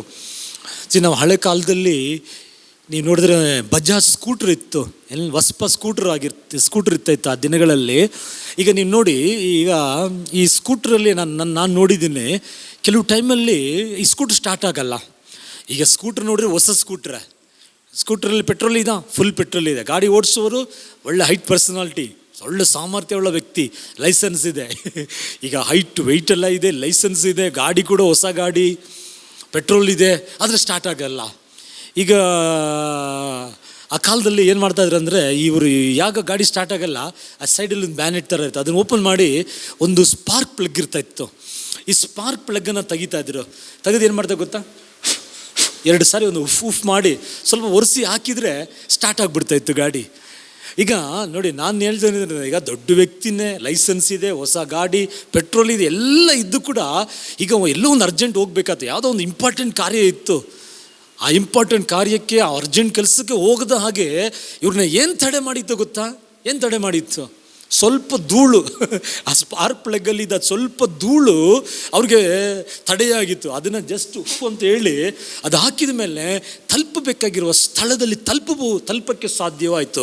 ಅದಕ್ಕೆ ನೋಡಿ, ಆ ಯೆಶಾಯ 52ನೇದಲ್ಲಿ 1ನೇ ವಾಕ್ಯ 2ನೇ ವಾಕ್ಯ ದೇವರ ವಾಕ್ಯ ಬರೆಯಲ್ಪಟ್ಟಿದೆ, ನೀನು ಧೂಳನ್ನು ತಟ್ಟಿ ನೀ ಎಬ್ಬಿಸು. ಈಗ ಕೆಲ ಸಮಯದಲ್ಲಿ ಅನೇಕರು ದೊಡ್ಡ ದೊಡ್ಡ ಕಾರ್ಯಗಳು ಮಾಡ್ತಾ ಇರ್ತಾರೆ, ಆದರೆ ಏನೋ ಕೆಲವು ಚಿಕ್ಕ ಕಾರ್ಯಗಳಲ್ಲಿ ಹಾಗೆ ಬೇಸತ್ತೋಗಿ, ಹಾಗೆ ಏನಾಗಿದೆ ದೇವರು ಏನೋ ಅವ್ರ ಚಿತ್ತ ಏನಾಗಲಿ ಹಾಗೆ ಆಗಲಿ ಅಂತ ಹಾಗೆ ಸೋತೋಗಿ ಬಿಡ್ತಾರೆ. ನೋಡಿ, ದೇವ್ರ ಮಕ್ಕಳು ಸೋತೋಗ್ಬಾರ್ದ. ನಾವು ಕೆಲವು ಸಮಯದಲ್ಲಿ ಕೆಲವು ಹೋರಾಟಗಳು ಬಂದರೆ ಅದರ ಧೂಳು ಥರ ಅದನ್ನು ತಟ್ಟಿ ನಾವು ಹೇಳ್ಬೇಕು, ನಾವು ನನ್ನ ಮೇಲೆ ದೇವರು ಉದ್ದೇಶ ಇಟ್ಟಿದ್ದಾರೆ, ನನ್ನ ಸಾಧಾರಣ ನನ್ನಲ್ಲ. ನಾನು ಜೀವಿಸೋದು ನಾನಲ್ಲ, ಯೇಸು ನನ್ನಲ್ಲಿ ಜೀವಿಸುತ್ತಾರೆ. 1 ಯೋಹನ 2ನೇ ಅಧ್ಯಾಯದಲ್ಲಿ 27ನೇ ವಾಕ್ಯ 20ನೇ ವಾಕ್ಯ ಓದಿ, ನಿಮ್ಮಲ್ಲಿ ಅಭಿಷೇಕ ಇದೆ ಅಂತ ಇದೆ. ಆಗ ನೀವು ಹೇಳಬೇಕು, ನನ್ನ ಮೇಲೆ ಅಭಿಷೇಕ ಇದೆ, ನನ್ನ ಮೇಲೆ ದೇವರ ಕರೆ ಇದೆ. ಯೆಶಾಯ 61, ಲೂಕ 4ನೇ ಅಧ್ಯಾಯದಲ್ಲೆಲ್ಲ ಓದುವಾಗ ಕರ್ತನ ಆತ್ಮ ನಮ್ಮ ಮೇಲೆ ಇದೆ. ಇವತ್ತು ದೇವರ ಆತ್ಮ ನಮ್ಮ ಮೇಲೆ ಇದೆ. ಹಲ್ಲೆಲೂಯಾ. ಕೀರ್ತನೆ 120, ದೇವರ ಬಲಗೈಯಲ್ಲಿ ನೆರಳಾಗಿದ್ದಾರೆ. ಕೀರ್ತನೆ 118, ಇಬ್ರಾಯರ್ 13ನೇ ಅಧ್ಯಾಯ, ದೇವರು ನಮ್ಮ ಪಕ್ಷದಲ್ಲಿದ್ದಾರೆ. ಹಲ್ಲೆಲೂಯಾ. ನಾನು ಹೇಳ್ತೀನಿ ನೋಡಿ, ಈ ಪರಿಸ್ಥಿತಿಯಲ್ಲಿ ಕೂಡ ಯಾರು ಕೂಡ ದೇವರ ಮಕ್ಕಳು ಸೋತೋಗೋದು ಬೇಡ. ನಾವು ಹೇಳೋಕ್ಕೆ ಕಲಿತ್ಕೋಬೇಕು. ಹಲ್ಲೆಲೂಯಾ. ನಾವು ಹೇಳುವಾಗ ಸಮಯದಲ್ಲಿ ಆ ದೇವರ ಚಿತ್ತ ಮಾಡಲಿಕ್ಕೆ ನಮಗೆ ಆ ಮನಸ್ಸಿರುವ ಸಮಯದಲ್ಲಿ ನಾನು ಹೇಳ್ತೀನಿ ನೋಡಿ, ನಮ್ಮನ್ನು ದೇವರ ಮಹಿಮೆಯಾಗಿ ನಮ್ಮನ್ನು ಉಪಯೋಗಿಸುವರಾಗಿರ್ತಾರೆ. ನಮ್ಮನ್ನು ನಾನಲ್ಲ ದೇವ್ರ ಮೋಸೆ ಹಾಗೆ, ನಾನಲ್ಲ ನೀನು ದೇವರಪ್ಪ, ನನ್ನ ಸಂಪೂರ್ಣವಾಗಿ ನಾನು ಅರ್ಪಿಸುತ್ತೇನೆ. ನನ್ನ ಕೋಲು, ಒಂದು ವೇಳೆ ವಿದ್ಯಾಭ್ಯಾಸ ಇರ್ಬೋದು, ಇಲ್ಲಾಂದರೆ ನಿಮ್ಮ ಸೌಂದರ್ಯ ಆಗಿರ್ಬೋದು, ನಿಮ್ಮ ಹಣ ಆಗಿರ್ಬೋದು, ಇಲ್ಲ ತುಂಬ ಟ್ಯಾಲೆಂಟ್ ಆಗಿರ್ಬೋದು, ನೀವು ಇದೆಲ್ಲ ದೇವರ ಹತ್ರ ಇಟ್ಟು ನಾನಲ್ಲ ದೇವರೇ ನೀನು ಅಂತ ಹಾಗೆ ನೀವು ಬರುವ ಸಮಯದಲ್ಲಿ ಆ ದೇವರ ಹಸ್ತ ನಿಮ್ಮನ್ನು ನಡೆಸುವುದನ್ನು ನೀವು ನೋಡ್ಬೋದು. ಇನ್ನೂ ಸ್ವಲ್ಪ ಅರ್ಥ ಆಗ್ಲಿಕ್ಕೆ ಹೇಳ್ತೀನಿ ನೋಡಿ. ಕೀರ್ತನೆ 37ನೇ ಕೀರ್ತನೆಯಲ್ಲಿ 4ನೇ ವಾಕ್ಯ 5ನೇ ವಾಕ್ಯ ಓದುವಾಗ, ನೀನು ಕರ್ತನಲ್ಲಿ ಸಂತೋಷಿಸು, ಆಗ ನಿನ್ನ ಹೃದಯದ ಇಷ್ಟಾರ್ಥವನ್ನು ದೇವರು ನೆರವೇರಿಸುವನು. ಎಷ್ಟು ಚೆನ್ನಾಗಿದೆ ನೋಡಿ. ನೀನು ಕರ್ತನಲ್ಲಿ ಉಲ್ಲಾಸಿಸು, ಕರ್ತನಲ್ಲಿ ಸಂತೋಷಿಸು, ನಿನ್ನ ಹೃದಯದ ಇಷ್ಟಾರ್ಥವನ್ನು ನೆರವೇರಿಸುವನು. ಈಗ ನಾನು ಹೇಳ್ತೀನಿ ನೋಡಿ, ನಮಗೆ ಕೆಲವು ಇಷ್ಟಗಳಿರ್ತದೆ. ನಮ್ಮೆಲ್ಲರಿಗೂ ನಾನು ಸೇರಿಸಿ ಹೇಳ್ತೀನಿ, ಕೆಲವರಿಗೆ ಈ ಹುಡುಗಿನೇ ನನ್ನ ಮದುವೆ ಆಗಬೇಕು, ಈ ಹುಡುಗನೇ ನನ್ನ ಮದುವೆ ಆಗಬೇಕು, ನಾನು ಈ ಬಿಸ್ನೆಸ್ ಮಾಡಬೇಕು, ಈ ಊರಿಗೆ ಹೋಗಬೇಕು, ಇದು ಮಾಡಬೇಕಂತ ನಮಗೆ ಕೆಲವು ಇಷ್ಟಗಳಿರ್ತದೆ. ಈಗ ನಿನ್ನ ಇಷ್ಟವನ್ನು ದೇವರು ನೆರವೇರಿಸ್ತಾರೆ ಅಂತ ಹೇಳುವಾಗ ನಾನು ನಿಮ್ಗೆ ಹೀಗೆ ಹೇಳ್ತೀನಿ ನೋಡಿ, ನೀವು ಯಾವಾಗ ದೇವರಲ್ಲಿ ಸಂತೋಷಿಸ್ತೀರಾ ಅಂದರೆ ದೇವರಲ್ಲಿ ಆರಾಧನೆ ಮಾಡುವರಾಗಿ, ದೇವರ ವಾಕ್ಯಗಳನ್ನು ಧ್ಯಾನಿಸುವರಾಗಿ, ದೇವರ ಚಿತ್ತವನ್ನು ಮಾಡಲಿಕ್ಕೆ ನಿಮ್ಮನ್ನು ಸಮರ್ಪಿಸುವರಾಗಿ, ಆ ವರಗಳು ಫಲಗಳು ಆತನ ರಾಜ್ಯದ ಕುರಿತು ನೀವು ಆಸೆ ಪಡುವ ಸಮಯದಲ್ಲಿ ಆತನ ಸ್ತುತಿ ನನ್ನ ಬಾಯಲ್ಲಿ ಯಾವಾಗಲೂ ಇರ್ತದೆ ಅಂತ, ಯಾವಾಗಲೂ ಆತನ ಸ್ತುತಿ ನೀವು ಮಾಡುವ ಸಮಯದಲ್ಲಿ ಆತನಲ್ಲಿ ಉಲ್ಲಾಸಿಸುವಾಗ ಏನಾಗ್ತದೆ ಅಂದರೆ, ಈಗ ದೇವರ ಇಷ್ಟವನ್ನು, ದೇವರ ಹೃದಯದಲ್ಲಿರುವ ಆಸೆಯನ್ನು ನಿಮ್ಮ ಹೃದಯಗಳಲ್ಲಿ ಕೊಡುವ ದೇವರಾಗಿರ್ತಾರೆ. ಹಲ್ಲೆಲೂಯಾ. ಈಗ ನಿಮ್ಮ ಆಸೆಗಿಂತಲೂ ಆತನ ಇಷ್ಟವನ್ನು ನಿಮ್ಮ ಹೃದಯದಲ್ಲಿ ಕೊಟ್ಟು ಅದನ್ನು ದೇವರು ನೆರವೇರಿಸುವನಾಗಿರ್ತಾರೆ. ನಾನು ಹೇಳ್ತೀನಿ, ನಮ್ಮ ಇಷ್ಟಕ್ಕಿಂತ ದೇವರ ಇಷ್ಟ ದೊಡ್ಡದಾಗಿರ್ತದೆ. ಯೆಶಾಯ 55ನೇ ಅಧ್ಯಾಯದಲ್ಲಿ 8ನೇ ವಾಕ್ಯ ಏನು ಹೇಳ್ತದೆ, ಭೂಮಿಗಿಂತ ಆಕಾಶ ಎಷ್ಟು ಉನ್ನತವಾಗಿದೋ ದೇವರ ಆಲೋಚನೆಗಳು, ದೇವರ ಮಾರ್ಗಗಳು ಅದು ಉನ್ನತವಾಗಿದೆ. ಆಗ ನಾವೇನು ಆಸೆ ಪಡ್ತೀವಿ, ದೇವರು ನಮಗಿಂತ ಹೆಚ್ಚಾಗಿ ನಮ್ಮ ಮೇಲೆ ದೇವರು ಆಸೆ ಪಡುವ ಅವರ ಮಾರ್ಗಗಳು, ಅವರ ಇಷ್ಟಗಳು ಅದು ಉನ್ನತವಾಗಿರೋದ್ರಿಂದ ನೋಡಿ, ಅದನ್ನು ನಮ್ಮ ಹೃದಯದಲ್ಲಿ ತರ್ತಾರೆ. ಈಗ ತಂದಿದ ಮೇಲೆ ಈ ಫಿಲಿಪ್ಪರ್ 2ನೇ ಅಧ್ಯಾಯದಲ್ಲಿ ನೀವು ಓದಿ, 12ನೇ ವಾಕ್ಯ ಓದಿ, 13ನೇ ವಾಕ್ಯ ಓದಿ, ಅಲ್ಲಿ ವಾಕ್ಯ ಹೇಳ್ತದೆ, ಆತನೇ ಆ ಸುಇಚ್ಛೆಯನ್ನು, ಆತನೇ ಆ ಇಷ್ಟವನ್ನು ಕೊಡುವನು, ಆತನೇ ಆ ಚಿತ್ತವನ್ನು ನೆರವೇರಿಸುವರು. ಈಗ ನೋಡಿ, ಅದನ್ನು ಯಾರೀಗ ಉಂಟು ಮಾಡಿದ್ದು, ದೇವರಲ್ಲಿದ್ದ ಆ ಆಸೆಯನ್ನು ನಮ್ಮ ಹೃದಯದಲ್ಲಿ ಹಾಕಿ ಈಗ ಅದನ್ನು ಅವರೇ ನೆರವೇರಿಸುವರಾಗಿರ್ತಾರೆ. ನೀವು ಓದಿ ನೋಡಿ, ನೀವು ಫಿಲಿಪ್ಪರ್ 2ನೇ ಅಧ್ಯಾಯದಲ್ಲಿ 12, 13, 14 ಕೋಡಿ ಓದಿ ನೋಡಿ. ಈ ಮಾರ್ಪಾಡುಳ್ಳ ಸಂತತಿ ಮಧ್ಯದಲ್ಲಿ, ಈ ಕತ್ತಲೆ ತುಂಬಿರುವ ರಾಜ್ಯದಲ್ಲಿ, ಕತ್ತಲೆಯಲ್ಲಿರುವ ಜನಗಳ ಮಧ್ಯದಲ್ಲಿ ನೀವು ಪ್ರಜ್ವಲಿಸುವ ನಕ್ಷತ್ರಗಳಾಗಿರ್ತೀರಾ. ನೀವು ದೇವರಿಗೆ ಮಹಿಮೆ ತರ್ತೀರಾ. ಅಂದರೆ ಆ ದೇವರ ಪ್ಲ್ಯಾನ್ ಕೊಟ್ಟು ದೇವರೇ ನೆರವೇರಿಸ್ತಾರೆ. ಆದರೆ ಇದು ಹೇಗೆ ನಡೀತದೆ ಗೊತ್ತಾ? ಇದು ಬಹಳ ಮುಖ್ಯ. ಇದು ದೇವರಿದು ಹೇಗೆ ನಡೆಸ್ತಾರೆ ಅಂತ ಹೇಳುವ ಸಮಯದಲ್ಲಿ 1 ಕೊರಿಂಥಿಯ 15ನೇ ಅಧ್ಯಾಯದಲ್ಲಿ 56ನೇ ವಾಕ್ಯ ಓದಿ. 1 ಕೊರಿಂಥಿಯ 15ನೇ ಅಧ್ಯಾಯದಲ್ಲಿ 56ನೇ ವಾಕ್ಯ ಓದಿ. ಪಾಪದ ಬಲವು ನ್ಯಾಯ ಪ್ರಮಾಣವಾಗಿದೆ. ಪಾಪ ಇದೆಲ್ಲ, ಪಾಪಕ್ಕೆ ಬಲ ಏನಂತೆ, ನ್ಯಾಯ ಪ್ರಮಾಣ ಅದಕ್ಕೆ ಬಲವಾಗಿದೆ ಅಂತೆ. ಅಂದರೆ ಈ ನ್ಯಾಯ ಪ್ರಮಾಣ ಇದೆಲ್ಲ 10 ಆಜ್ಞೆಗಳು ಏನಾಡ್ತಂದರೆ, ನೀನು ಹಿಂಗೆ ಮಾಡಬೇಕು, ನೀನು ಇದು ಮಾಡಿದ್ರೇ ನಿನಗೆ ಪರಲೋಕಕ್ಕೆ ಹೋಗೋದು, ಇದು ಮಾಡಿದರೆ ನಿನಗೆ ಆಶೀರ್ವಾದ, ಇದು ಮಾಡಿಲ್ಲ ಅಂದರೆ ನಿನಗೆ ಏನಾಗ್ತದೆ, ನಿನಗೆ ಶಿಕ್ಷೆ ಆಗ್ತದೆ, ನಿನಗೆ ದಂಡನೆ ಆಗ್ತದೆ ಅಂತ ಈ ನ್ಯಾಯ ಪ್ರಮಾಣ ಏನು ಮಾಡ್ತದೆ ಅಂದರೆ, ಒಂದು ಪಾಪದಲ್ಲಿ ಒಂದು ವ್ಯಕ್ತಿ ಇದೆ ಅಂತ ತಿಳ್ಕೊಳ್ಳಿ, ಈ ನ್ಯಾಯ ಪ್ರಮಾಣ ಅವನಿಗೆ ಇನ್ನೂ ಆ ಪ್ರಮಾಣದ ಬಲ ಅವನ ಮೇಲೆ ಒತ್ತಡ ಬರುವಾಗ ಕೆಲವ್ರು ಏನು ಮಾಡ್ತಾರೆ ಅಂದರೆ, ಅಯ್ಯೋ ನಾವು ನಮ್ಮ ಜೀವಿತದಲ್ಲಿ ಅಷ್ಟೇ, ನಾವು ನರಕಕ್ಕೆ ಹೋಗೋದು. ನಾವೇನು ಮಾಡ ಇರೋ ಗಂಟೆ ಚೆನ್ನಾಗಿ ಕುಡಿದು ತಿಂದು ಆ್ಯಶ್ ಮಾಡಿ ಅಂತ ಹಾಗೆ ಪಾಪ ಮಾಡು ಇನ್ನೂ ಪಾಪ ಮಾಡಲಿಕ್ಕೆ ಶುರು ಮಾಡಿಬಿಡ್ತಾರೆ. ಇಲ್ಲದ್ರೆ ದೇವರ ಚಿತ್ತ ಮಾಡಲಿಕ್ಕೆ ಅವ್ರಿಗೆ ಮನಸ್ಸಿಗೆ ಹೋಗೋದಿಲ್ಲ. ಆದರೆ 1 ಕೊರಿಂಥಿಯ 8ನೇ ಅಧ್ಯಾಯದಲ್ಲಿ 1ನೇ ವಾಕ್ಯ, 1 ಕೊರಿಂಥಿಯ 8ನೇ ಅಧ್ಯಾಯದಲ್ಲಿ 1ನೇ ವಾಕ್ಯ ಓದುವ ಸಮಯದಲ್ಲಿ ಮನುಷ್ಯನ ಅರಿವಿದೆಲ್ಲ ಅದು ದೊಡ್ಡ ವಿಷಯ ಅಲ್ಲ, ಅದು ಒಂದು ದೊಡ್ಡ ಕಾರ್ಯಗಳಲ್ಲ, ಆದರೆ ಪ್ರೀತಿ ಕಟ್ಟುವುದಾಗಿರ್ತದೆ ಅಂತ ಇಂಗ್ಲೀಷಲ್ಲಿ ಲವ್ ವಿಲ್ ಬಿಲ್ಡ್ ಅಂತ ಬರೆಯಲ್ಪಟ್ಟಿದೆ. ಅಂದರೆ ಅಲ್ಲಿ ಏನಾಗಿದೆ ಅಂದರೆ ಕೆಲ ಸಮಯದಲ್ಲಿ ಮನುಷ್ಯನ ಅರಿವು, ಮನುಷ್ಯನ ಏನಾಗ್ತೀವಿ ಅವನ ಅರಿವು ಏನಾಗ್ತದೆ ಅಂದರೆ ಅದು 2 ಮನಸ್ಸುಳ್ಳದಾಗಿರುತ್ತೆ. ಕೆಲವು ಸಮಯದಲ್ಲಿ ಮಾಡಬೇಕಂತದೆ, ಕೆಲಸ ಮಾಡಬಾರ್ದು ಅಂತ, ಯಾಕೆಂದರೆ ಅವನಿಗೆ ಅರಿವಿದೆ ಅಷ್ಟೇ. ಅಂದರೆ ನೋಡಿ, ಇವತ್ತು ನೋಡಿ ಅನೇಕರಿಗೆ ನಾನು ಹೇಳ್ತೀನಲ್ಲ, ದೇವರ ವಾಕ್ಯದ ಅವ್ರಿಗೆ ಅರಿವಿದೆ. ಬೆಟ್ಟಗಳು ಸ್ಥಳ ಬಿಡ್ಬೋದು, ಗುಡ್ಡೆಗಳು ಕದಲ್ಬೋದು, ದೇವರ ಕೃಪೆ ನನ್ನ ಬಿಟ್ಟು ಅಗಲುವುದಿಲ್ಲ. ಆ ಮೋಸೆ ಸಂಗಡ ಇದ್ದ ಹಾಗೆ ದೇವರು ನನ್ನ ಸಂಗಡ ಇರ್ತಾರೆ. ಆದರೆ ಕೆಲವು ವಾಕ್ಯದ ಅರಿವಿದೆ, ಆದರೆ ಅವರಿಗೆ ಯಾವತ್ತೂ ದೇವರ ಮೇಲೆ ಪ್ರೀತಿ ಇಲ್ಲ, ದೇವರ ಜೊತೆ ಸಂಬಂಧ ಇಲ್ಲ, ಅವರು ದೂರವಾಗಿದ್ದಾರೆ. ಬರೀ ವಾಕ್ಯದ ಅರಿವಿದ್ರೆ ಮಾತ್ರ ಸಾಲದು. ಅದಕ್ಕೆ ನಾನು ಹೇಳಿದ್ನಲ್ಲ, ಪ್ರೀತಿ ಮಾತ್ರನೇ ಕಟ್ಟುವುದಾಗಿರ್ತದೆ. ಹಾಗೆ ಯಾವಾಗ ನೀವು ನಿಜವಾಗಿ ಬರೀ ವಾಕ್ಯದ ಅರಿವು ಮಾತ್ರ ಅಲ್ಲದೆ ದೇವರನ್ನ ಹೆಚ್ಚಾಗಿ ಪ್ರೀತಿ ಮಾಡ್ತೀರಾ, ದೇವರನ್ನ ಹೆಚ್ಚಾಗಿ ಯಾವಾಗ ತಿಳ್ಕೊಳ್ತೀರಾ, ದೇವರ ಹತ್ತಿರಕ್ಕೆ ನೀವು ಹೋಗ್ತೀರಾ, ದೇವರು ನಿಮ್ಮ ಹತ್ತಿರಕ್ಕೆ ಬರ್ತಾರೆ. ನಿಮ್ಮ ಹತ್ತಿರಕ್ಕೆ ಬರೋದು ಮಾತ್ರ ಇಲ್ಲ, ಆವಾಗ ಮಾತ್ರನೇ ಆತನ ಆ ಚಿತ್ತವನ್ನು, ಆತನ ಹೃದಯದಲ್ಲಿರುವ ಆಸೆಯನ್ನು ನಿಮ್ಮ ಹೃದಯದಲ್ಲಿ ಕೊಡಲಿಕ್ಕೆ ಸಾಧ್ಯ. ಹಲ್ಲೆಲೂಯಾ. ಅರ್ಥ ಮಾಡ್ತಾ ಇರೋರಿಗಾಗಿ ನಾನು ದೇವರಿಗೆ ಸ್ತೋತ್ರ ಮಾಡ್ತೀನಿ. ಒಂದು ವೇಳೆ ಇನ್ನೂ 1 ವಾರ 2 ವಾರ ಅದನ್ನು ನಿಮ್ಗೆ ಹೇಳ್ಕೊಡುವಾಗ ಸ್ವಲ್ಪ ಆದರೆ ನಿಮಗೆ ಅರ್ಥ ಆಗಲಿಕ್ಕೆ ಸಾಧ್ಯ. ಯಾಕೆಂದರೆ ಒಂದೇ ಒಂದು ಮೆಸೇಜಲ್ಲಿ ಎಲ್ಲ ತಿಳ್ಕೊಳ್ಳೋಕ್ಕೆ ಕೆಲವು ಸಮಯದಲ್ಲಿ ಆಗಲ್ಲ. ಕೆಲವು ಸಮಯದಲ್ಲಿ ಯೇಸು 5 ರೊಟ್ಟಿನ 5,000 ಜನಕ್ಕೆ ಕೊಟ್ಟರು, 2 ಮೀನಿನ 5,000 ಜನಕ್ಕಿಂತ ಹೆಚ್ಚಾಗಿ ಎಲ್ಲ ಖುಷಿ. ಆ ಥರ ಆ ಗಾಸ್ಪೆಲನ್ನು ಹೇಳುವಾಗ ಅರ್ಥ ಆಗ್ತದೆ. ಕೆಲವು ಸಮಯ ಈ ಕಾರ್ಯಗಳು ಕಷ್ಟ ಆದರೆ ತಿಳ್ಕೊಳ್ಳಿ, ನೀವು ತಿಳ್ಕೊಬೇಕು. ಆಗ ಒತ್ತಾಯದಿಂದ ಅಲ್ಲ, ಬೈ ಫೋರ್ಸು ದೇವರು ಇಷ್ಟಪಡೋದಿಲ್ಲ, ದೇವರು ಪ್ರೀತಿಯಿಂದ ಮಾಡಬೇಕು. ಆಗ ನೀನು ಕರ್ತನಲ್ಲಿ ಉಲ್ಲಾಸಿಸುವಾಗ ದೇವರು ಎಷ್ಟು ಒಳ್ಳೆಯವರು, ದೇವರು ಎಷ್ಟು ಕೃಪಾಪೂರ್ಣನು, ಕರುಣಾಮಯನು ಅಂತ ಹಾಗೆ ನೀವು ಬರುವಾಗ ಆ ಹೃದಯದ ಇಷ್ಟಾರ್ಥವನ್ನು ದೇವರು ನಿಮಗೆ ಸಮರ್ಪಿಸುವವರಾಗಿರ್ತಾರೆ. ಆತನ ಇಷ್ಟ ನಿಮ್ಮಲ್ಲಿ ಇಡುವರಾಗಿರ್ತಾರೆ. ಅದಕ್ಕೆ ನೋಡಿ ಆ ವಾಕ್ಯ ಹೇಳ್ತದೆ, ಕೀರ್ತನೆ 37 5ನೇ ವಾಕ್ಯ, ನೀ ಸ್ವಬುದ್ಧಿಯನ್ನು ಆಧಾರ ಮಾಡ್ಕೋಬೇಡ, ನೀನು ಎಲ್ಲ ಮಾರ್ಗದಲ್ಲೂ ದೇವರಿಗೆ ನಿನ್ನನ್ನು ಸಮರ್ಪಿಸು. ಕೀರ್ತನೆ 16:8 ಕೀರ್ತನೆಗಾರನ ಹೇಳ್ತಾನೆ, ನಾನು ಯೆಹೋವನ ನಾನು ಮುಂದೆ ಇಟ್ಟಿದ್ದೀನಿ, ನಾನು ಕದಲುವುದಿಲ್ಲ. ಆಗ ದೇವರಿಗೆ ನಾನು ಮುಂದೆ ಬಿಡುವಾಗ, ದೇವರಿಗೆ ಆ ಕಾರ್ಯಗಳನ್ನು ನಾವು ಕೊಡುವ ಸಮಯದಲ್ಲಿ ದೇವರಲ್ಲಿ ಉಲ್ಲಾಸಿಸುವಾಗ ನಾನು ಹೇಳ್ತೀನಿ ನೋಡಿ, ಆತನ ಆಸೆಗಳನ್ನು ನಮ್ಮ ಹೃದಯದಲ್ಲಿ ಕೊಟ್ಟು ಅದನ್ನು ನೆರವೇರಿಸುವವರಾಗಿರ್ತಾರೆ. ಹಲ್ಲೆಲೂಯಾ. ಅದನ್ನು ಹೇಳ್ತೀನಿ ನೋಡಿ, ಅದು ಅನೇಕರಿಗೆ ಅದು ಆಶೀರ್ವಾದವಾಗಿರ್ತದೆ, ಅದು ಅನೇಕರಿಗೆ ಆಶೀರ್ವಾದ. ನಿಮಗೂ ಒಂದು ತೃಪ್ತಿ, ನಿಮಗೂ ಕೂಡ ನಾನು ಹೇಳ್ತೀನಿ ನೋಡಿ, ಒಂದು ಮಹಿಮೆಯಾದ ಅದೊಂದು ಜೀವಿತ, ದೇವರ ಚಿತ್ತವನ್ನು ಮಾಡುವುದು ಮಹಿಮೆಯಾದ ಜೀವಿತ. ಈಗ ಇಲ್ಲದ್ರೆ ದೇವರಲ್ಲಿ ಉಲ್ಲಾಸಿಸೋದು, ದೇವರಲ್ಲಿ ಸಂತೋಷಿಸೋದು ಒಂದು ಸ್ವಲ್ಪ ನಿಮ್ಗೆ ಅರ್ಥ ಆಗುವ ಹಾಗೆ ಹೇಳ್ಕೊಡ್ತೀನಿ ನೋಡಿ. ಯೆರೆಮೀಯ 9ನೇ ಅಧ್ಯಾಯದಲ್ಲಿ 23-24 ವಾಕ್ಯ ಬರ್ಕೊಳ್ಳಿ ನೀವು. ಯೆರೆಮೀಯ 9ನೇ ಅಧ್ಯಾಯದಲ್ಲಿ 23-24 ವಾಕ್ಯ, ಇದನ್ನು ನೀವು ಓದುವಾಗ ಈ 23ನೇ ವಾಕ್ಯ ಏನು ಹೇಳ್ತದೆ ಅಂದರೆ, ಜ್ಞಾನಿಯು ತನ್ನ ಜ್ಞಾನದಲ್ಲಿ ಎಚ್ಚರಗೊಳ್ಳದಿರಲಿ, ಬಲಿಷ್ಠನು ತನ್ನ ಬಲದಲ್ಲಿ ಎಚ್ಚರಗೊಳ್ಳದಿರಲಿ, ಐಶ್ವರ್ಯವಂತನು ತನ್ನ ಐಶ್ವರ್ಯದಲ್ಲಿ ಎಚ್ಚರಗೊಳ್ಳದೇ ಇರಲಿ ಅಂತ 23ನೇದಲ್ಲಿ 3 ವಾಕ್ಯಗಳು, 3 ಕಾರ್ಯಗಳಲ್ಲಿ ದೇವರು ಹೇಳ್ತಾರೆ.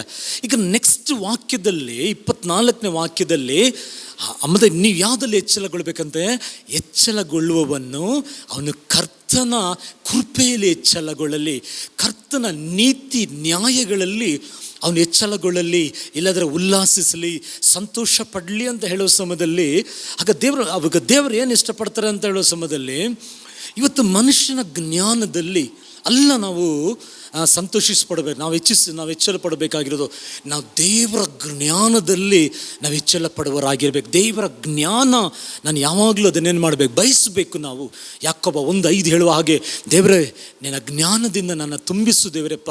ಸಾಲೋಮನ್ ಕೇಳಿದ ಹಾಗೆ ಈ ಜನಗಳನ್ನು ನಡೆಸಲು ನನಗೆ ಜ್ಞಾನ ಕೊಡುವಂಥ ಆ ದೇವರ ಜ್ಞಾನ ನಾನು ಹೊಂದಿಕೊಳ್ಬೇಕು. ಹೀಗೆ ಹೇಳ್ತೀನಿ ನೋಡಿ, ಅಹಿತೋಫೆಲ್ ಅಂತ ಒಂದು ವ್ಯಕ್ತಿ ಇದ್ದ. ಅವನ ಆಲೋಚನೆ, ಅವನ ದಾವೀದಿಗೆ ಆಲೋಚನೆ ಕೊಡ್ತಾ ಇದ್ದ. ಅವನ ಆಲೋಚನೆ ದೇವರ ಪ್ರೇರಣೆಪ್ಪನೆ ಇಲ್ಲದ ದೇವರ ಪ್ರಕಟಣೆಗಳಾಗಿತ್ತು. ಆ ಥರ ಒಂದು ಆಲೋಚನೆಗಳು. ಸ್ವಲ್ಪ ದಿನ ಆದಮೇಲೆ ಅವರ ದಾವೀದನ ಮಗ ಅಬ್ಸಲೋಮನ್ ಆತನ ಜೊತೆ ಅವನು ಸೇರಿಕೊಂಡ್ರು. ಆತನ ಜೊತೆ ಸೇರಿಕೊಂಡು ಅವರಿಗೆ ಆಲೋಚನೆ ಕೊಡ್ತಾ ಇದ್ದರು. ಒಂದು ದಿವಸ ಒಂದು ಆಲೋಚನೆ ಕೊಡುವಾಗ ಆ ಅಬ್ಸಲೋಮನ್ ಅದನ್ನು ನಿರಾಕರಿಸಿಬಿಡ್ತಾರೆ. ಅಬ್ಸಲೋಮನ್ ಆ ಆಸೆಯನ್ನು, ಆ ಆಲೋಚನೆಯನ್ನು ನಿರಾಕರಿಸದೆ ಹೋಗುವಾಗ ಈ ಅಹಿತೋಫೆಲ್ ಏನು ಮಾಡಿದ್ರು ಗೊತ್ತಾ? ಅವ್ರು ಹೋಗಿ ಅವರು ಆತ್ಮಹತ್ಯೆ ಮಾಡ್ಕೊಂಡ್ರು, ಅವ್ರು ನೇಣು ಹಾಕ್ಕೊಂಡ್ರು ಅಂತ ನಾವು ನೋಡ್ತೀವಿ. ಯಾಕೆ? ಆ ಮನುಷ್ಯನ ಜ್ಞಾನ ರಿಜೆಕ್ಟ್ ಆಗುವಾಗ ಏನಾಯ್ತು ಅಂತ ಹೇಳುವಾಗ ಅವ್ನು ಹೋಗಿ ಅವನ ಆತ್ಮಹತ್ಯೆ ಮಾಡ್ಕೊಂಡ್ರು. ನನ್ನ ಜ್ಞಾನ ನೀವು ರಿಜೆಕ್ಟ್ ಮಾಡಿಬಿಟ್ರಲ್ಲ ಅಂತ. ಅದಕ್ಕೆ ನಾನು ದೇವ್ರ ಮಕ್ಕಳಿಗೆ ಹೇಳ್ತಾ ಇದ್ದೀನಿ, ಇವತ್ತು ದೇವರು ನಿಮಗೆ ಒಳ್ಳೆ ಜ್ಞಾನ ಕೊಟ್ಟಿದ್ದಾರಾ, ಇವತ್ತು ಉನ್ನತ ಸ್ಥಾನಗಳಲ್ಲಿದ್ದ ಒಳ್ಳೆ ಪೊಸಿಷನಲ್ಲಿ ಇದ್ದೀರಾ. ನೀವು ಏನು ಮಾಡಬೇಕಂದ್ರೆ 1 ಕೊರಿಂಥಿಯ 1ನೇ ಅಧ್ಯಾಯದಲ್ಲಿ 30-31 ಹೇಳ್ತದೆ, ಯೇಸು ಕ್ರಿಸ್ತನೇ ನಮಗೆ ಜ್ಞಾನವಾಗಿದ್ದಾರೆ. ಹಲ್ಲೆಲೂಯಾ. ಹಾಗೆ ನಿಮ್ಗೆ ಯಾರಾದರೂ ನಿಮ್ಮನ್ನು ನೋಡಿ ನೀವು ತುಂಬ ಬುದ್ಧಿವಂತರು, ನೀವು ಇಲ್ಲ ತುಂಬ ಸ್ಮಾರ್ಟ್ ಅಂತ ಹೇಳಿದರೆ ನಿಮ್ಮ ಮನಸ್ಸಲ್ಲಿ ಹೇಳಬೇಕು, ಇದು ನನ್ನ ಜ್ಞಾನ ಅಲ್ಲ, ಇದು ದೇವರು ಯೇಸು ನನಗೆ ಜ್ಞಾನವಾಗಿದ್ದಾರೆ. ಯಾಕಬ್ಬ 1:5 ಪ್ರಕಾರ ಅವರ ಜ್ಞಾನ ನನಗೆ ಕೊಟ್ಟಿದ್ದಾರೆ. ನಾನು ಬುದ್ಧಿಹೀನನಾಗಿದೆ, ನಾನು ಬಲಹೀನನಾಗಿದೆ, ಇದು ದೇವರು ನನಗೆ ಕೊಟ್ಟಿರೋದಂತ. ಆಗ ಜ್ಞಾನಿಯು ತನ್ನ ಜ್ಞಾನದಲ್ಲಿ ಎಚ್ಚಲ ಪಡದೆ, ಅದರಲ್ಲಿ ಸಂತೋಷಿಸದೆ, ಅವನು ದೇವರಲ್ಲಿ ಸಂತೋಷಿಸೋಕ್ಕೆ ನಾವು ಕಲ್ತ್ಕೊಳ್ಬೇಕು. ನಾವು ರೋಮಪುರದವರಿಗೆ ಬರೆದಿರೋ ಪತ್ರಿಕೆ 11ನೇ ಅಧ್ಯಾಯದಲ್ಲಿ 33ನೇ ವಾಕ್ಯ ಓದಿ ನೋಡಿ. ಜ್ಞಾನ ತಿಳುವಳಿಕೆಗೆ ಯೇಸು ಕ್ರಿಸ್ತನು ಸಂಪನ್ನನಾಗಿದ್ದಾರೆ. ಅಂದರೆ ಜ್ಞಾನದಲ್ಲಿ ಯೇಸು ಐಶ್ವರ್ಯವಂತರಾಗಿದ್ದಾರೆ. ಇವತ್ತು ಜ್ಞಾನವುಳ್ಳವರಾಗಿದ್ದೀರಾ, ಯೇಸು ನಿಮ್ಮಲ್ಲಿ ಇದ್ದಾರೆ. ಯೇಸಪ್ಪ ಕೊಟ್ಟಿರುವ ಆ ಜ್ಞಾನ, ಆಗ ಆ ಜ್ಞಾನ ನಿಮಗಿರೋದಲ್ಲಿ ಅದು ದೇವ್ರನ್ನ ಎಚ್ಚರ ಪಡಿಸ್ರಿ, ಅದರಲ್ಲಿ ದೇವ್ರನ್ನ ಸಂತೋಷಿಸಪಡಿರಿ. ದೇವ್ರನ್ನ ಸಂತೋಷಪಡಿಸಿ ಅವಾಗೇನಾಗ್ತದೆ, ನಿಮ್ಮ ಹೃದಯ ದೇವರಿಗೆ ಗೊತ್ತು. ಆಗ ತನ್ನ ಆಸೆಗಳನ್ನು, ತನ್ನ ಇಷ್ಟಗಳನ್ನು, ತನ್ನ ಚಿತ್ತಗಳನ್ನು ನಿಮ್ಮ ಹೃದಯದಲ್ಲಿ ಹಾಕಿ ದೇವ್ರ ಚಿತ್ತವನ್ನು ನೆರವೇರಿಸುವವರಾಗಿರ್ತಾರೆ. ಅದು ಬಿಟ್ಬಿಟ್ಟು ನಾವು ನನಗೆಲ್ಲ ಗೊತ್ತು ಅಂತ ನಾನು ಅಂತ ಹೋಗಬಾರ್ದು. ಈಗ ಯೆರೆಮೀಯ 9ನೇ ಅಧ್ಯಾಯದಲ್ಲಿ 23ನೇ ವಾಕ್ಯದಲ್ಲಿ 2ನೇದಾಗಿ ಹೇಳ್ತದೆ, ಬಲಿಷ್ಠನು ತನ್ನ ಬಲದಲ್ಲಿ ಎಚ್ಚರಗೊಳ್ಳದೇ ಇರಲಿ. ಕೆಲವರು ನೋಡಬೇಕು, ಅವ್ರಿಗೆ ಯಾವಾಗಲೂ ಅವರ ಬಲದಲ್ಲಿ ಅವರು ಆಶ್ರಯಿಸ್ಕೊಳ್ತಾರೆ. ಹಣದ ಬಲ ಇರ್ಬೋದು, ಬೇರೆ ಯಾವುದಾದ್ರೆ ಮನುಷ್ಯರ ಬಲ ಆಗಿರ್ಬೋದು, ಎಲ್ಲ ಏನೋ ಒಂದು ಬಲ, ನಮಗೇನು ಕಮ್ಮಿ ನಮಗೆ ಅಂತ ತಮ್ಮ ಬಲದಲ್ಲಿ ಆಶ್ರಯಿಸಿಕೊಳ್ಳುವವ್ರನ್ನ ಏನಾಗ್ತದೆ, ಅವ್ರ ದೇವರಲ್ಲಿ ಉಲ್ಲಾಸಿಸೋಕ್ಕಾಗಲ್ಲ. ಅವ್ರ ದೇವರ ಹೃದಯದ ಇಷ್ಟವನ್ನು ಅವ್ರ ಹೃದಯದಲ್ಲಿ ಹಾಕೋಕ್ಕಾಗಲ್ಲ. ಯಾಕೆಂದ್ರೆ ನಾನು ಅಂತ ಇರ್ತದ್ರಲ್ಲ. ಕೀರ್ತನೆ 20 ಏನು ಬರೆದಿದೆ ಅಂದರೆ, ಕೆಲವರು ರಥ ಬಲದಲ್ಲಿ ನಂಬಿಕೆ ಇಡ್ತಾರೆ, ಕೆಲವರು ಕುದುರೆ ಬಲದಲ್ಲಿ ನಂಬಿಕೆ ಇಡ್ತಾರೆ. ನಾವಾದರೂ ಯೆಹೋವನೇ ನಮಗೆ ಬಲವು. ಹಾಗೆ ಯೆಹೋವನೇ ನಮಗೆ ಬಲ ಅಂತ ಹೋಗ್ತೀವಿ ನೋಡಿ. ಅದು ದೇವರು ಇಷ್ಟ, ಅದೇ ದೇವರು ಸಂತೋಷಿಸೋದು, ದೇವರು ಅದನ್ನೇ ಉಲ್ಲಾಸಿಸೋದು. ಹಲ್ಲೆಲೂಯಾ. ಹಾಗೆ ನಾವಲ್ಲ, ದೇವರು ನನಗೆ ಬಲ್ಲ. ಯೆಶಾಯ 40 ಹೇಳ್ತದೆ, ಅವ್ನು ಓಡಿ ದಣಿಯೋದಿಲ್ಲ, ನಡೆದರೂ ಬಳದಿಲ್ಲ. ಹಾಗೆ ನಾವು ಹೇಳಬೇಕು, ನಾನು ಓಡಿದ್ರೆ ದಣಿಯೋದಿಲ್ಲ, ನಾನು ನಡೆದರೂ ಬಳಲ್ಲ, ಯಾಕೆಂದರೆ ದೇವರೇ ನನಗೆ ಬಲವಾಗಿದ್ದಾರೆ. ಕೀರ್ತನೆ 27, ದೇವರೇ ನನಗೆ ಬಲವಾಗಿದ್ದಾರೆ. ಆಗ ದೇವರನ್ನ ಬಲವಾಗಿ, ಈಗ ಗೋಲಿಯತ್ ತಗೊಳ್ಳಿ. ಈಗ ಗೋಲಿಯತ್ ಏನು ಮಾಡಿದ, ದಾವೀದನ ನೋಡಿ ಹೇಳ್ತಾನೆ, ನಾನೇನು ನಾಯಿನ, ನಾನು ಕಡ್ಡಿ ತೊಗೊಂಬಂದಿದ್ಯಾ, ಕಲ್ಲು ತೊಗೊಂಬಂದಿದ್ಯಾ, ನನ್ನ ಹೈಟ್ ವೆಯ್ಟ್ ನೋಡು, ನನಗೆ ಹಂಗೆ ತನ್ನ ಬಲದ ಮೇಲೆ ಗೋಲಿಯತ್ ನಂಬಿಕೆ ಇಡ್ತಾನೆ. ಏನಾಯಿತು ನಮಗೆ ಗೊತ್ತಿಲ್ವಾ? ಚಿಕ್ಕ ಕಲ್ಲಲ್ಲಿ ಗೋಲಿಯತನ ಹೊಡೆದು ದಾವೀದ ಜಯಿಸ್ಬಿಟ್ಟ. ಯಾಕೆ? ತನ್ನ ಬಲದ ಮೇಲೆ ನಂಬಿಕೆ ಇಟ್ಟ.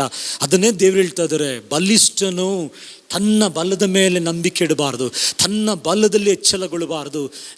ನೀವು ಕರ್ತನೇ ನಮಗೆ ಬಲ. ಹಲ್ಲೆಲೂಯಾ. ಅನೇಕ ಸಮಯದಲ್ಲಿ ನಾವು ಹಾಡ್ತೀವಿ ನೋಡಿ, ನನ್ನ ಬಲವು ನೀನೇ ದೇವರೇ, ನನ್ನ ಬಲ. ಹಾಗೆ ದೇವರೇ ನಮ್ಮ ಬಲ. ಹಲ್ಲೆಲೂಯಾ. ಆಗ ಒಂದು ವೇಳೆ ನಿಮಗೆ ತುಂಬ ವಯಸ್ಸಾಗಿರ್ಬೋದು, ನೀವು ತುಂಬ ಶೋಭಿಸೋರಾಗಿರ್ಬೋದು, ತುಂಬ ದುಡಿತಾ ಇರ್ಬೋದು, ಯಾರದನ್ನು ನೋಡಿ ನಿಮಗೆ ಏನು ಈ ವಯಸ್ಸಲ್ಲಿ ಕೂಡ ನೀವು ಇಷ್ಟು ಆಶೀರ್ವಾದವಾಗಿದ್ದೀರಲ್ಲ, ಇಷ್ಟು ಶೋಭಿಸ್ತಾ ಇದ್ದೀರಲ್ಲ, ಇಷ್ಟು ಫಲಭರಿತರಾಗಿದ್ದೀರಾ ಅಂತ ಹೇಳುವಾಗ ನಿಮ್ಮ ಮನಸ್ಸಲ್ಲಿ ನೀವು ಹೇಳ್ಕೋಬೇಕು, ಇದು ನನ್ನ ಬಲ ಅಲ್ಲ, ಯೇಸುವೇ ನನ್ನ ಬಲವಾಗಿದ್ದಾರೆ, ಯೇಸುವೇ ನನ್ನ ಬಲ ಅಂತ. ಆಗ ನೀವು ಹೃದಯದಲ್ಲಿ ತರುವಾಗ ಅದನ್ನು ದೇವ್ರು ನೋಡ್ತಾರೆ. ಕೆಲವ್ರು ಏನು ಮಾಡ್ತಾರೆ, ಅದು ಹಂಗೆ ಹೇಳೋದಿಲ್ಲ, ಅವ್ರು ಹೇಳ್ತಾರೆ ಹೌದು ಹೌದು ಹಾಗೆ ಅಂತ ಅವ್ರನ್ನ ತನ್ನ ಹೆಚ್ಚಿಸ್ಕೊಳ್ತಾರೆ. ಅದನ್ನೇ ಇಲ್ಲಿ ಹೇಳ್ತಾರೆ, ಬಲಿಷ್ಠನು ತನ್ನ ಬಲದಲ್ಲಿ ಹೆಚ್ಚಳ ಪಡುವುದಾಗಿದ್ರೆ ಅವರನ್ನ ಇಟ್ಟು ದೇವರು ಚಿತ್ತ ಮಾಡೋಕ್ಕಾಗಲ್ಲ. ಆಮೇಲೆ ಅವ್ರು ಹೋಗಿ ನಾನೇ ಅಂದ್ಕೊಳ್ಬಿಡ್ತಾರೆ. ಸಿಂಸನ್ ಜೀವಿತದಲ್ಲಿ ತಗೊಳ್ಳಿ, ಸಿಂಸನ್ ಬಲಿಷ್ಠನು. ಸ್ಯಾಮ್ಸನ್ ಭಾಳ ಬಲ ಇತ್ತು. ಅವನು ಎದ್ದರೆ ಅವನ ಹಗ್ಗದಲ್ಲಿ ಏನು ಕಟ್ಟಾಕಿದ್ರೆ ಕೂಡ ಅವನು ಹಾಗೆ ಎದ್ದು ಅವನೇನು ಮಾಡ್ದ, ಹಗ್ಗನೆಲ್ಲ ಕಿತ್ತಾಕ್ಬಿಡ್ತಾ ಇದ್ದ. ಒಂದೇ ಒಂದು ಕತ್ತೆ ಎಲುಬಲ್ಲಿ 1000 ಜನನ ಕೊಂದಾಕಿದ ಸಿಂಸೋನು. ಯಾರ ಬಲ ಅದು? ದೇವರ ಬಲ. ಹಲ್ಲೆಲೂಯಾ. ಒಂದು ದಿನ ಏನಾಯ್ತು ನಮ್ಗೆಲ್ಲರಿಗೂ ಗೊತ್ತು, ಆ ಬಲನ ಅವ್ನು ಕಳ್ಕೊಬಿಟ್ಟ. ಅವನು ದೇವ್ರು ಬೇಡ ಅಂತ ಹೇಳೋದನ್ನು ಅದೆಲ್ಲ ಮಾಡಿ ಬಲ ಕಳ್ಕೊ. ಈಗ ಫಿಲಿಸ್ತೀರ್ ಬರ್ತಾರೆ, ಇವ್ರು ಎದ್ದು ನೋಳ್ತಾನೆ, ಎದ್ದು ಬಲ ಇದೆ ಅಂತ ನೋಡುವಾಗ ದೇವ್ರು ವಾಕ್ಯ ಕೇಳ್ತದೆ, ಆತನನ್ನ ಬಲ ಬಿಟ್ಟೋಗಿರೋದು ಆತನಿಗೆ ಗೊತ್ತಿಲ್ಲದೆ ಹೋಗ್ಬಿಡ್ತು. ಲಾಸ್ಟಲ್ಲಿ ನೀವು ನೋಡಿ ಅವ್ರ ಕಣ್ಣು ಕಿದ್ದು ಬಿಡ್ತಾರೆ, ಕಟ್ಟಾಕ್ಬಿಡ್ತಾರೆ, ಡ್ಯಾನ್ಸ್ ಮಾಡೋಕ್ಕೆ ಬಿಟ್ಬಿಡ್ತಾರೆ, ಎಲ್ಲ ತಮಾಷೆ ಮಾಡ್ತಾರೆ. ಯಾಕೆ? ಆ ದೇವರ ಬಲಕ್ಕೆ ಮಹತ್ವ ಕೊಡದೆ, ಆ ದೇವರ ಬಲಕ್ಕೆ ಮಹಿಮೆ ಕೊಡದೆ ಹೋಗದೆ ಕಾರಣದೇ ನಾವು ಸ್ಯಾಮ್ಸನ್ ಜೀವಿತದಲ್ಲೇ ನೋಡ್ತೀವಿ. ಹಲ್ಲೆಲೂಯಾ.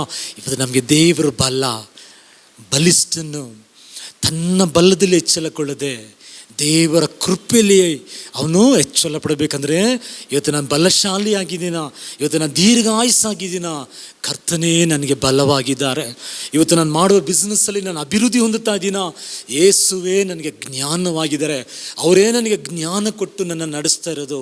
ಅವರು ಇಲ್ಲದಿದ್ದರೆ, ಅವರ ಕೃಪೆ ನನ್ನ ಹತ್ರ ಇರಲಿಲ್ಲ ಅಂದರೆ ನಾನು ಏನಿಲ್ಲ. ಯಾಕೆಂದರೆ ಹಾಗೆ ಹೇಳ್ತದೆ 24ನೇ ವಾಕ್ಯ, ಆತನ ಕೃಪೆಯಲ್ಲಿ ಹೆಚ್ಚಳಗೊಳ್ಳಲಿ, ಆತನ ನೀತಿಯಲ್ಲಿ ಹೆಚ್ಚಳಗೊಳ್ಳಲಿ, ಆತನ ನ್ಯಾಯದಲ್ಲಿ ದೇವರೇ ಜನಗಳು ಹೆಚ್ಚಳಗೊಳ್ಳಲಿ ಅಂತ. ಆಗ ನಮ್ಮ ಬಲ ಅಲ್ಲ, ದೇವರ ಬಲ. ಏಸಾಯ 37-38ನೇ ಅಧ್ಯಾಯ ಓದಿ.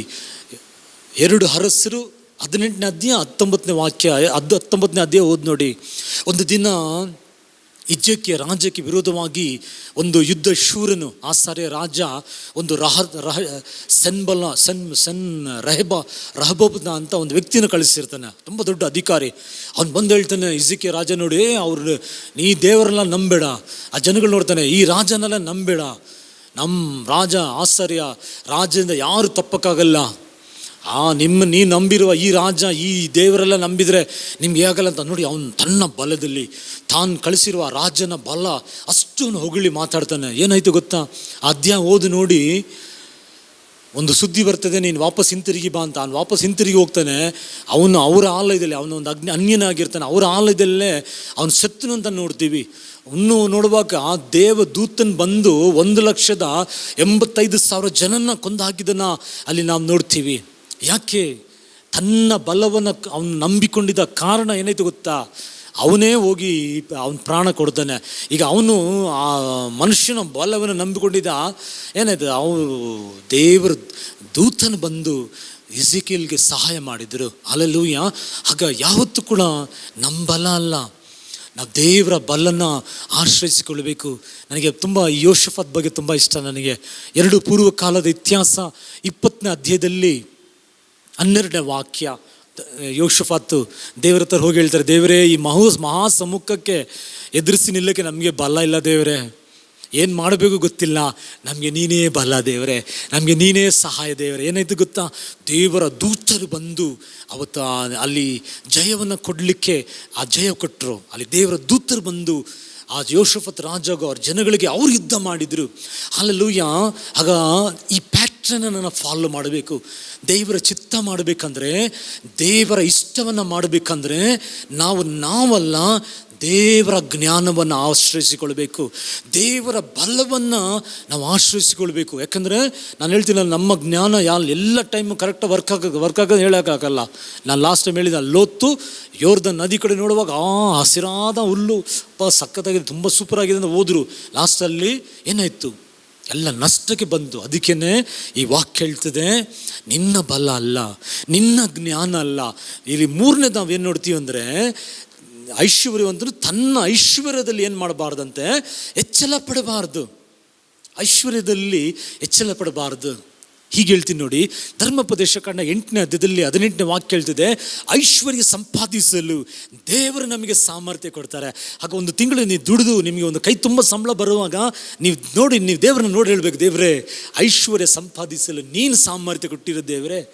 ಇವತ್ತು ದೇವರೇ, ಇವತ್ತು ನಿಮಗೆ ಒಂದು ಸ್ವಂತ ಮನೆ ಇದ್ದರೆ ಆ ಮನೆ ನೋಡಿ ಹೇಳಬೇಕು, ಈ ಮನೆ ನಾನು ಸಂಪಾದನೆ ಮಾಡಿಲ್ಲ ದೇವರೇ, ಕಟ್ಟದೇ ಇರೋ ಮನೆಗಳನ್ನು ಕೊಡ್ತೀನಿ ಅಂತ ಹೇಳಿದ್ದೀರಾ ದೇವರೇ, ನೀನೇ ಈ ಮನೆ ಕೊಟ್ಟಿರೋದು, ನೀನು ಐಶ್ವರ್ಯ ಸಂಪಾದಿಸಲು ಸಾಮರ್ಥ್ಯ ಕೊಟ್ಟಿರೋದು ದೇವರಪ್ಪ. ನಮಗೆ ಏನೇ ಒಂದು ಆಸ್ತಿ ಅಂತಸ್ತು ಏನಿದ್ರೆ ಕೂಡ ನೀವು ದೇವರೇ ನಿಮ್ಮ ಕೃಪೆ, ಯಾಕಂದ್ರೆ 24ನೇ ವಾಕ್ಯ ಹಾಗೆ ಹೇಳ್ತದೆ, ಹೆಚ್ಚಳ ಪಡುವವನು ದೇವರ ಕೃಪೆಲೇ ಹೆಚ್ಚಳ ಪಡಲಿ. ನಮ್ಮೆಲ್ಲರಿಗೂ ಗೊತ್ತಿಲ್ಲವಾ, ನಾನು ಹೇಳಿದ್ನಲ್ಲ, ಗುಜರಾತಲ್ಲಿ ಒಂದ್ಸಲ ಸೈಕ್ಲೋನ್ ಬಂದಿತ್ತು, ತುಂಬ ನೀರು ತುಂಬ್ಕೊಬಿಡ್ತು. ಒಬ್ಬನ ಹತ್ರ ಕೋಟಿಗಳು ಬ್ಯಾಂಕಲ್ಲಿ ಇದೆ ಅಂತ. ಎಷ್ಟು ಕೋಟಿಗಳು ಬ್ಯಾಂಕಲ್ಲಿ ಇದೆ, ಈಗ ಕಾಸು ತೆಗಿಯೋಕೆ ಏನಾಗ್ತಾ ಇಲ್ಲ, ATM ಕಾರ್ಡ್ ಇದೆ, ಹಣ ಇದೆ, ATM ಮಿಷಿನ್ ವರ್ಕ್ ಆಗ್ತಾ ಇಲ್ಲ, ಕರೆಂಟ್ ಇಲ್ಲ. ಹಣ ಇದ್ದರೆ ಕೂಡ ಹಣ ತೆಗಿಯೋಕ್ಕಾಗ್ತಾ ಇಲ್ಲ. ಈಗ ಹಣ ತೆಗೆಯೋದು ಹೋಗಲಿ, ಈಗ ಕೋಟ್ಯಾಧಿಪತಿನೇ ಮನೆಯಲ್ಲಿ ಆ ಬ್ಯಾಂಕಲ್ಲಿ ಕೋಟಿಗಳಿದೆ. ಲಾಸ್ಟಲ್ಲಿ ಏನಾಗಿದೆ, ಈಗ ಕುಡಿಯೋಕ್ಕೆ ಮನೇಲಿ ನೀರಿಲ್ಲ, ಯಾಕೆಂದರೆ ಫುಲ್ ನೀರು ತುಂಬ್ಕೊಂಡ್ಬಿಟ್ಟಿದೆ. ಮನೇಲಿದ್ದ ಈಗ ಕರೆಂಟ್ ಹೋಗ್ಬಿಟ್ಟಿದೆ, ನೀರಿಲ್ಲ, ಮನೇಲಿದ್ದ ನೀರು ಖಾಲಿ. ಈಗ ಆಚೆ ಹೋಗಿ ತಗೊಳ್ಳೋಕೆ ಅಂಗಡಿಯಲ್ಲಿ ಆಗ್ತಾ ಇಲ್ಲ. ಈಗ ಅವ್ರೇನು ಹೇಳ್ತಾರೆ ಅಂದರೆ, ಎಷ್ಟು ಐಶ್ವರ್ಯ, ಎಷ್ಟು ಕೋಟಿಗಳಿದ್ರೆ ಒಂದು ಬಾಟ್ಲ್ ನೀರು ತಗೊಳ್ಳೋಕೆ ಆಗ್ತಾ ಇಲ್ಲ. ಅದಕ್ಕೇನೆ ದೇವ್ರು ಏನು ಹೇಳ್ತಾರೆ ಅಂತ ಹೇಳೋ ಸಮಯದಲ್ಲಿ, ನಮ್ಮ ಐಶ್ವರ್ಯದ ಮೇಲೆ ನನಗೇನು ಕಮ್ಮಿ, ನಮಗೆ ಹಂಗೆ ಹೇಳೋಕ್ಕಾಗಲ್ಲ. ನೀವು ಸಂಪಾದನೆ ಮಾಡ್ತೀರಾ, ಕೈ ತುಂಬ ಸಂಬಳ ಬಂತ, ನೀವು ಹೇಳಿ ದೇವರ ಐಶ್ವರ್ಯ ಸಂಪಾದಿಸಲು ನೀನು ಸಾಮರ್ಥ್ಯ ಕೊಟ್ಟಿದ್ದು ದೇವರೇ, ನಿಮಗೆ ಕೋಟಿ ಸ್ತೋತ್ರ ಅಂತ ಹೇಳುವ ಸಮಯದಲ್ಲಿ ನೆಕ್ಸ್ಟ್ ಸ್ಟೆಪ್ಗೆ, ನೆಕ್ಸ್ಟ್ ದೇವರ ಚಿತ್ತಕ್ಕೆ, ದೇವರ ಕಾರ್ಯಗಳಲ್ಲಿ ನಿಮ್ಮನ್ನು ನಡೆಸಲಿಕ್ಕೆ ಸಾಧ್ಯ. ವಾಕ್ಯದಲ್ಲಿ ನಾವು ನೋಡ್ತೀವಿ, ಲೂಕ 12ನೇ ಅಧ್ಯಾಯದಲ್ಲಿ 20ನೇ ವಾಕ್ಯ ಓದುವಾಗ 15ನೇ ಓದ್ಕೊಂಡು ಬನ್ನಿ. ಒಬ್ಬ ಐಶ್ವರ್ಯವಂತನ ಆ ವರ್ಷ ತುಂಬ ಬೆಳೆ ಬೆಳೆದು ಬೆಳೆದಿದ್ದ ತಕ್ಷಣ ಇವರೇನು ಮಾಡಿದ್ರು ಗೊತ್ತಾ, ತನ್ನ ಆತ್ಮವನ್ನು ನೋಡಿ ಮಾತಾಡ್ತಾರೆ, ಆತ್ಮವೇ ನಿನಗೆ ಬೇಕಾದಷ್ಟು ಸೇರಿಸಿದ್ದೀನಿ, ತಿನ್ನು, ಕುಡಿ, ಆ್ಯಶ್ ಮಾಡು, ಎಂಜಾಯ್ ಮಾಡು. ದೇವ್ರು ಹೇಳಿಯಪ್ಪ ಮೂರ್ಖನೇ, ಇವತ್ತು ನಿನ್ನ ಆತ್ಮ ಹೋದರೆ ಯಾರಿಗೆ ಸೇರಿಸಿಟ್ಟಿದ್ಯಾ ನೋಡಿ. ಇವತ್ತು ಅದಕ್ಕೇನು ದೇವ್ರು ಹೇಳ್ತಿದ್ರೆ, ಐಶ್ವರ್ಯವಂತನು ತನ್ನ ಐಶ್ವರ್ಯದಲ್ಲಿ ಅಲ್ಲ ಹೆಚ್ಚೆಲ್ಲ ಪಡಬೇಕಾಗಿರೋದು. ರೋಮಪುರದಲ್ಲಿ ನಾನು ಹೇಳ್ಕೊಟ್ನಲ್ಲ ಆಗಲೇ 11ನೇ ಅಧ್ಯಾಯದಲ್ಲಿ, ಯೇಸು ಐಶ್ವರ್ಯವಂತರಾಗಿದ್ದಾರೆ, ಅವರ ಜ್ಞಾನದಲ್ಲಿ ಐಶ್ವರ್ಯವಂತರು, ಅವ್ರ ತಿಳುವಳಿಕೆಯಲ್ಲಿ ಐಶ್ವರ್ಯವಂತರಾಗಿರೋದ್ರಿಂದ ಅದರಲ್ಲಿ ನಾವು ಹೆಚ್ಚಳಗೊಳ್ಳಬೇಕು. ಹಾಗೆ ಆತನ ನೀತಿಯಲ್ಲಿ 2 ಕೊರಿಂಥಿಯ 5ನೇ ಅಧ್ಯಾಯದಲ್ಲಿ 17ನೇ ವಾಕ್ಯ ಹೇಳ್ತದೆ, ಒಬ್ಬನು ಕ್ರಿಸ್ತನಲ್ಲಿದ್ದರೆ ಅವನು ನೂತನ ಸೃಷ್ಟಿ. 21ನೇ ವಾಕ್ಯ ಹೇಳ್ತದೆ, ಜ್ಞಾನದ ಅರಿವೇ ಇರಲಿಲ್ಲ, ಆ ಜ್ಞಾನದ ಪಾಪದ ಅರಿವೇ ಇರಲಿಲ್ಲ. ಪಾಪದ ಅರಿವಿಲ್ದಿರೋ ದೇವರು ನಮಗೋಸ್ಕರ ಪಾಪಗ್ರಸ್ತನಾಗಿ, ನೀತಿ ಬಗ್ಗೆ ಗೊತ್ತಿಲ್ಲದೆ ನಮಗೆ ದೇವರು ತನ್ನ ನೀತಿಯನ್ನು ದೇವರು ಕೊಟ್ಟಿದ್ದಾರೆ. ಹಲ್ಲೆಲೂಯಾ. ಆಗ ಆ ನೀತಿಯಲ್ಲಿ ಹೆಚ್ಚಳ ಪಡಬೇಕು. ಕೆಲವರು ಹೇಳ್ತಾರೆ, ನಮಗೆ ಈ ಕಾಲದಲ್ಲಿ ನ್ಯಾಯ ಇಲ್ಲ, ಈ ಕಾಲದಲ್ಲಿ ನೀತಿ ಇಲ್ಲ. ನೀವು ಹೇಳಬೇಕು, ಈ ಭೂಮಿಯಲ್ಲಿ ನ್ಯಾಯ ಇಲ್ದಿರ್ಬೋದು, ಈ ಮನುಷ್ಯರ ಮಧ್ಯದಲ್ಲಿ ನೀತಿ ಇಲ್ದಿರ್ಬೋದು, ಆದರೆ ನಾನು ಸೇವಿಸುವ ನನ್ನ ದೇವರು ನನಗೆ ನ್ಯಾಯಾಧಿಪತಿಯಾಗಿದ್ದಾರೆ, ನನ್ನ ದೇವರು ನನ್ನ ನೀತಿಯ ದೇವರಾಗಿದ್ದಾರೆ. ಲೂಕ 18ನೇ ಅಧ್ಯಾಯದಲ್ಲಿ ಅಂತ ಅನಿಸ್ತದೆ, ಒಂದು ವಿಧವೆ ಒಂದು ಲಾಯರ್ ಹತ್ರ ಹೋಗಿ ಯಾವಾಗಲೂ ಒಂದು ಕೇಸು ಅವ್ರ ಹತ್ರ ಕೇಳ್ತಾರೆ, ನಮಗೆ ನ್ಯಾಯ ಕೊಡಿಸು ಅಂತ. ನ್ಯಾಯನೇ ಕೊಡಿಸಲ್ಲ. ಆಗ ಒಂದು ದಿವಸ ಅವನೇ ಯೋಚನೆ ಮಾಡ್ತಾನೆ, ನಾನು ಅನ್ಯಾಯಗಾರನು, ನಾನು ದೇವ್ರಿಗೆ ಭಯಪಡಲ್ಲ, ಮನುಷ್ಯರಿಗೆ ಭಯಪಡಲ್ಲ, ಈ ಅಮ್ಮ ಕಾಟ ಸಾಕಾಗಿದೆ ಅಂತ ಇನ್ನೇ ನ್ಯಾಯ ಕೊಡಿಸ್ಬಿಡ್ತಾನೆ. ದೇವರು ಹೇಳ್ತಾನೆ, ಇವನು ಅನ್ಯಾಯಗಾರನು. ಇವನೇ ನ್ಯಾಯ ಕೊಡಿಸಿದ್ಮೇಲೆ ದೇವರು ನೀತಿವಂತರು, ದೇವರು ನ್ಯಾಯಾಧೀಶರು, ಕೃಪೆಯಲ್ಲಿ ಐಶ್ವರ್ಯವಂತರಾಗಿದ್ದಾರೆ. ಅವ್ರು ನಮಗೆ ನ್ಯಾಯ ಕೊಡಿಸಲ್ವಾ? ಅವ್ರು ನಮಗೆ ನೀತಿ ಮಾಡೋದಿಲ್ವಾ? ಅವ್ರು ನಮ್ಮ ಮೇಲೆ ಕರುಣೆ ತೋರಿಸೋದಿಲ್ವಾ? ಅವ್ರು ನಮ್ಮನ್ನು ಇಟ್ಟು ದೊಡ್ಡ ಕಾರ್ಯಗಳು ಮಾಡೋದಿಲ್ವಾ? ಹಲ್ಲೆಲೂಯಾ. ನೆನೆಸುವುದಕ್ಕಿಂತ ಬೇಡಿಕೊಳ್ಳೋದಕ್ಕಿಂತ ಮಹತ್ವದ ಕಾರ್ಯಗಳನ್ನು ದೇವರು ಮಾಡಲಿಕ್ಕೆ ಸಿದ್ಧವಾಗಿದ್ದಾರೆ. ಅದಕ್ಕೆ ನಾನು ಹೇಳಿದೆನಲ್ಲ, ಆ ಸುಚಿತ್ತವನ್ನು, ಆ ದೇವರ ಚಿತ್ತವನ್ನು ನನ್ನ ಹೃದಯದಲ್ಲಿ ಕೊಟ್ಟು ಅದಕ್ಕೆ ಬೇಕಾಗಿರೋ ಎಲ್ಲ ಜ್ಞಾನ ಬಲ ಕೊಟ್ಟು ನಮ್ಮನ್ನು ನಡೆಸುವರಾಗಿರ್ತಾರೆ. ಒಂದೇ ಒಂದು, ಕರ್ತನಲ್ಲಿ ಉಲ್ಲಾಸಿಸಿರಿ, ಕರ್ತನ ಹೃದಯವನ್ನು ತಿಳ್ಕೊಳ್ಳೋಕ್ಕೆ ಆಸೆಪಡಿ, ಆತನ ಇಷ್ಟವನ್ನು ತಿಳ್ಕೊಳ್ಳೋಕ್ಕೆ ಆಸೆಪಡಿ. ಹಠ ಹಿಡಿಬಾರ್ದು ದೇವ್ರ ಹತ್ರ. ಕೆಲವು ನೋಡಬೇಕು, ಯಾವುದೋ ಒಂದು ಹುಡುಗಿನ ಆಸೆ ಪಟ್ಬಿಡ್ತಾರೆ, ಒಂದು ಹುಡುಗನ ಆಸೆ ಪಡೋದು, ದೇವರೇ ಈ ಹುಡುಗಿನೇ ಬೇಕು, ಈ ಹುಡುಗನೇ ಬೇಕು, ಇಲ್ಲಾಂದರೆ ನಾನು ಪ್ರಾಣ ಬಿಟ್ಬಿಡ್ತೀನಿ. ಅದು ದೇವರ ಚಿತ್ತನ, ಒಂದು ವೇಳೆ ಅದು ದೇವರ ಚಿತ್ತ ಇರೋದಿಲ್ಲ, ಅದನ್ನು ತಿಳ್ಕೊಳ್ಳೋದಿಲ್ಲ. ಇವರು ಹಂಗೆ ಹಠ ಹಿಡಿತಾರೆ, ಇದೆ ಅದು ಹಂಗಲ್ಲ. ಮತ್ತು ನಾನು ದೇವ್ರ ಮಕ್ಕಳು ಅಂತ ಹೇಳಿ ತಂದೆನ ಇಷ್ಟನ ಮಾಡದೆ ಮತ್ತು ಹಾಗಲ್ಲ. ಅಲ್ಲಲ್ಲಿಯ ನೀ ಕರ್ತನಲ್ಲಿ ಉಲ್ಲಾಸಿಸಿರಿ, ನಿಮ್ಮ ಹೃದಯದ ಇಷ್ಟವನ್ನು ದೇವರ ಇಷ್ಟವನ್ನು ಹಾಕಿ ಅದನ್ನು ನೆರವೇರಿಸುವರಾಗಿರ್ತಾರೆ. ನೋಡಿ, ಆ ವಾಕ್ಯ ಹೇಳ್ತದೆ, 1 ಕೊರಿಂಥಿ 10ನೇ ಅಧ್ಯಾಯದಲ್ಲಿ 5ನೇ ವಾಕ್ಯ ಓದಿ, 1 ಕೊರಿಂಥಿ 10ನೇ ಅಧ್ಯಾಯದಲ್ಲಿ 1ನೇ ವಾಕ್ಯದಿಂದ ಓದಿ, ಅವರು ಎಲ್ಲರೂ ಒಂದೇ ಮನ್ನ ತಿಂದರು, ಒಂದೇ ಬಂಡೆಯಿಂದ ನೀರು ಕುಡಿದರು, ಒಂದೇ ಮೇಘವು ಅವ್ರನ್ನ ನಡೆಸಿತ್ತು. ಆದರೆ ಕೆಲವರಲ್ಲಿ ದೇವರು ಸಂತೋಷ ಪಡಲಿಲ್ಲ, ಕೆಲವರಲ್ಲಿ ದೇವರು ಉಲ್ಲಾಸಿಸಲಿಲ್ಲ, ಕೆಲವರಲ್ಲಿ ತೃಪ್ತಿಯಾಗಿರಲಿಲ್ಲ. ಹಾಗೆ ಬರೆದಿದೆ 1 ಕೊರಿಂಥಿ 10ನೇ ಅಧ್ಯಾಯದಲ್ಲಿ 5ನೇ ವಾಕ್ಯ. ಈಗ ಅವರಿಗೆ ದೇವರು ಬಟ್ಟೆ ಕೊಟ್ಟರು, ದೇವರಿಗೆ ಆಹಾರ ಕೊಟ್ಟರು, ದೇವರು ನೀರು ಕೊಟ್ಟರು, ದೇವರವರಿಗೆ ನೆರಳಾಗಿದ್ದರು. ಅವರೇ ನೋಡಿದರು, ಅವರ ಕಣ್ಗಳಲ್ಲಿ ದೇವರನ್ನು ನೋಡಿದರು. ಆದಲ್ಲಿ ದೇವರು ಅವರಲ್ಲಿ ತೃಪ್ತಿ ಹೊಂದಲಿಲ್ಲ, ದೇವರಲ್ಲಿ ಸಂತೋಷ ಪಡಲಿಲ್ಲ. ಯಾಕೆ? ಚಿಕ್ಕ ಚಿಕ್ಕ ಪ್ರಶ್ನೆ ಬರುವಾಗ ಅವ್ರು ಗುಣಗುಟ್ಟಿಸ್ತಾ ಇದ್ರು. 11 ವಾಕ್ಯದೆಲ್ಲ ಹೋಗಿ ನೋಡಿ, ಅವರು ಗುಣಗುಟ್ಟಿ ಏನು ಮಾಡಿಬಿಟ್ರು, ದೇವರ ಮೇಲೆ ಪ್ರೀತಿ ಇಲ್ಲ ಅವ್ರಿಗೆ ಆ ಟೈಮ್ಗೆ ಬಟ್ ಅವ್ರಿಗೆ ಏನು ಬೇಕು, ನೀರು ಬೇಕು, ಅವ್ರ ಟೈಮ್ಗೆ ಆಹಾರ ಬೇಕು, ಹಂಗಲ್ಲ. ಹಲ್ಲೆಲೂಯಾ. ನಿಮಗೆ ಬರ್ಕೊಳ್ಳಿ, ಆದಿಕಾಂಡ 43ನೇ ಅಧ್ಯಾಯದಲ್ಲಿ 34ನೇ ವಾಕ್ಯ ಬರ್ಕೊಳ್ಳಿ. ಆದಿಕಾಂಡ 43ನೇ ಅಧ್ಯಾಯದಲ್ಲಿ 34ನೇ ವಾಕ್ಯ. ಬೆಂಜಮಿನ್ನಿಗೆ ಅಲ್ಲಿದ್ದ ಎಲ್ಲರಿಗಿಂತ 5 ಪಟ್ಟು ಅವನಿಗೆ ಕೊಡಲ್ಪಟ್ಟಿತ್ತು. ಈ ಬೆಂಜಮಿನ್ ಯಾರು ಗೊತ್ತಾ? ಯೋಸೆಫನ ತಮ್ಮ. ಈಗ ಯೋಸೆಫ್ನ ಇನ್ನೂ 11 ಜನ ಅಣ್ಣ ತಂಬಿರಿದ್ದಾರೆ, ಇವರೆಲ್ಲ ಮೇಜಲ್ಲಿ ಊಟಕ್ಕೆ ಕೂತಿದ್ದಾರೆ. ಆದರೆ ಬೆಂಜಮಿನ್ ಮೇಲೆ ಮಾತ್ರ ಯೋಸೆಫ್ಗೆ ಒಂದು ವಿಶೇಷವಾದ ಪ್ರೀತಿ. ಅದಕ್ಕೆ ಏನಾಯಿತು ಅಂದರೆ ಅವನಿಗೆ 5 ಪಟ್ಟು ಎಕ್ಸ್ಟ್ರಾ ಕೊಡಲ್ಪಟ್ಟಿತ್ತು.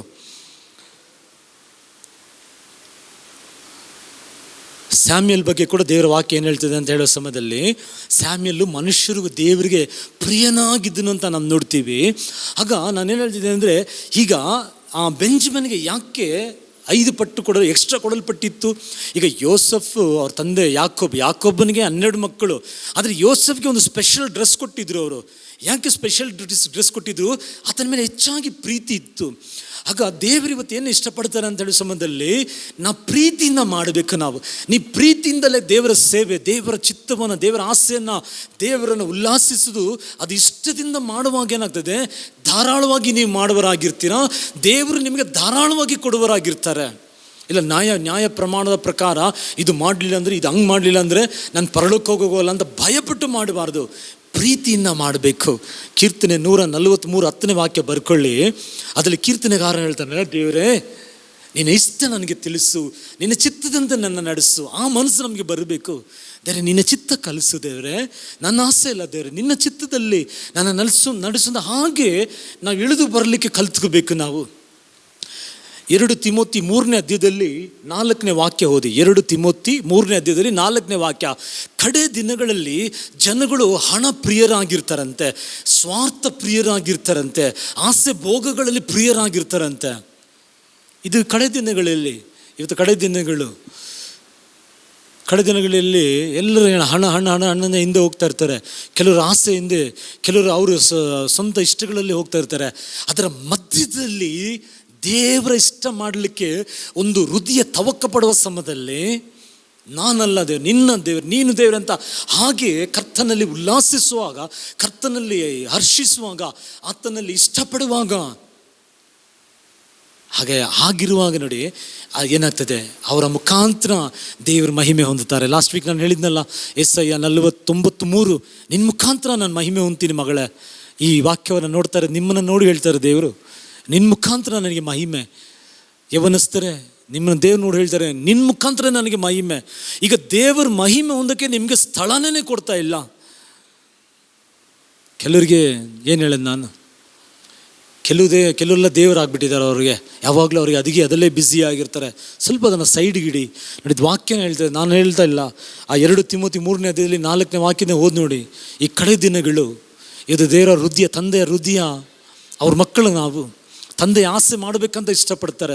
ಇವತ್ತು ನಾವು ಕೂಡ ಈ ವಾಕ್ಯ ಪ್ರಕಾರ ಸ್ವಾರ್ಥದಲ್ಲಿ, ಸುಖಗಳಲ್ಲಿ, ಇಲ್ಲ ಹಣದ ಆಸೆ ಅದೆಲ್ಲ ಹೋಗಿದರೆ ಹೇಗಾಗ್ತದೆ? ಇಲ್ಲ, ಅದೆಲ್ಲ ಸೆಕೆಂಡ್.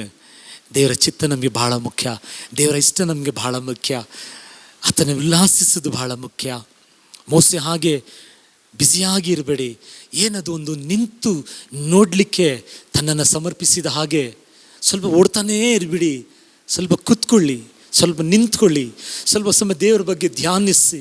ಮಲಗಿರುವಾಗ ದೇವರ ಒಂದೊಂದು ವಾಕ್ಯ ಕೇಳುವ ವಾಕ್ಯಗಳನ್ನು ಓದಿ. ನೀವು ಯೆರೆಮೀಯ 29:11 ಹೇಳಿ, ದೇವರೇ ನನ್ನ ಮೇಲೆ ಉದ್ದೇಶ ಇದೆಯಲ್ಲ ದೇವರೇ, ಆ ಉದ್ದೇಶವನ್ನು ನನಗೆ ತಿಳಿಯಪಡಿಸುವಂತ ನೀವು ಮುಂದೆ ಬನ್ನಿ. ದೇವರು ನಿಮಗೆ ತಿಳಿಸುವರಾಗಿರ್ತಾರೆ.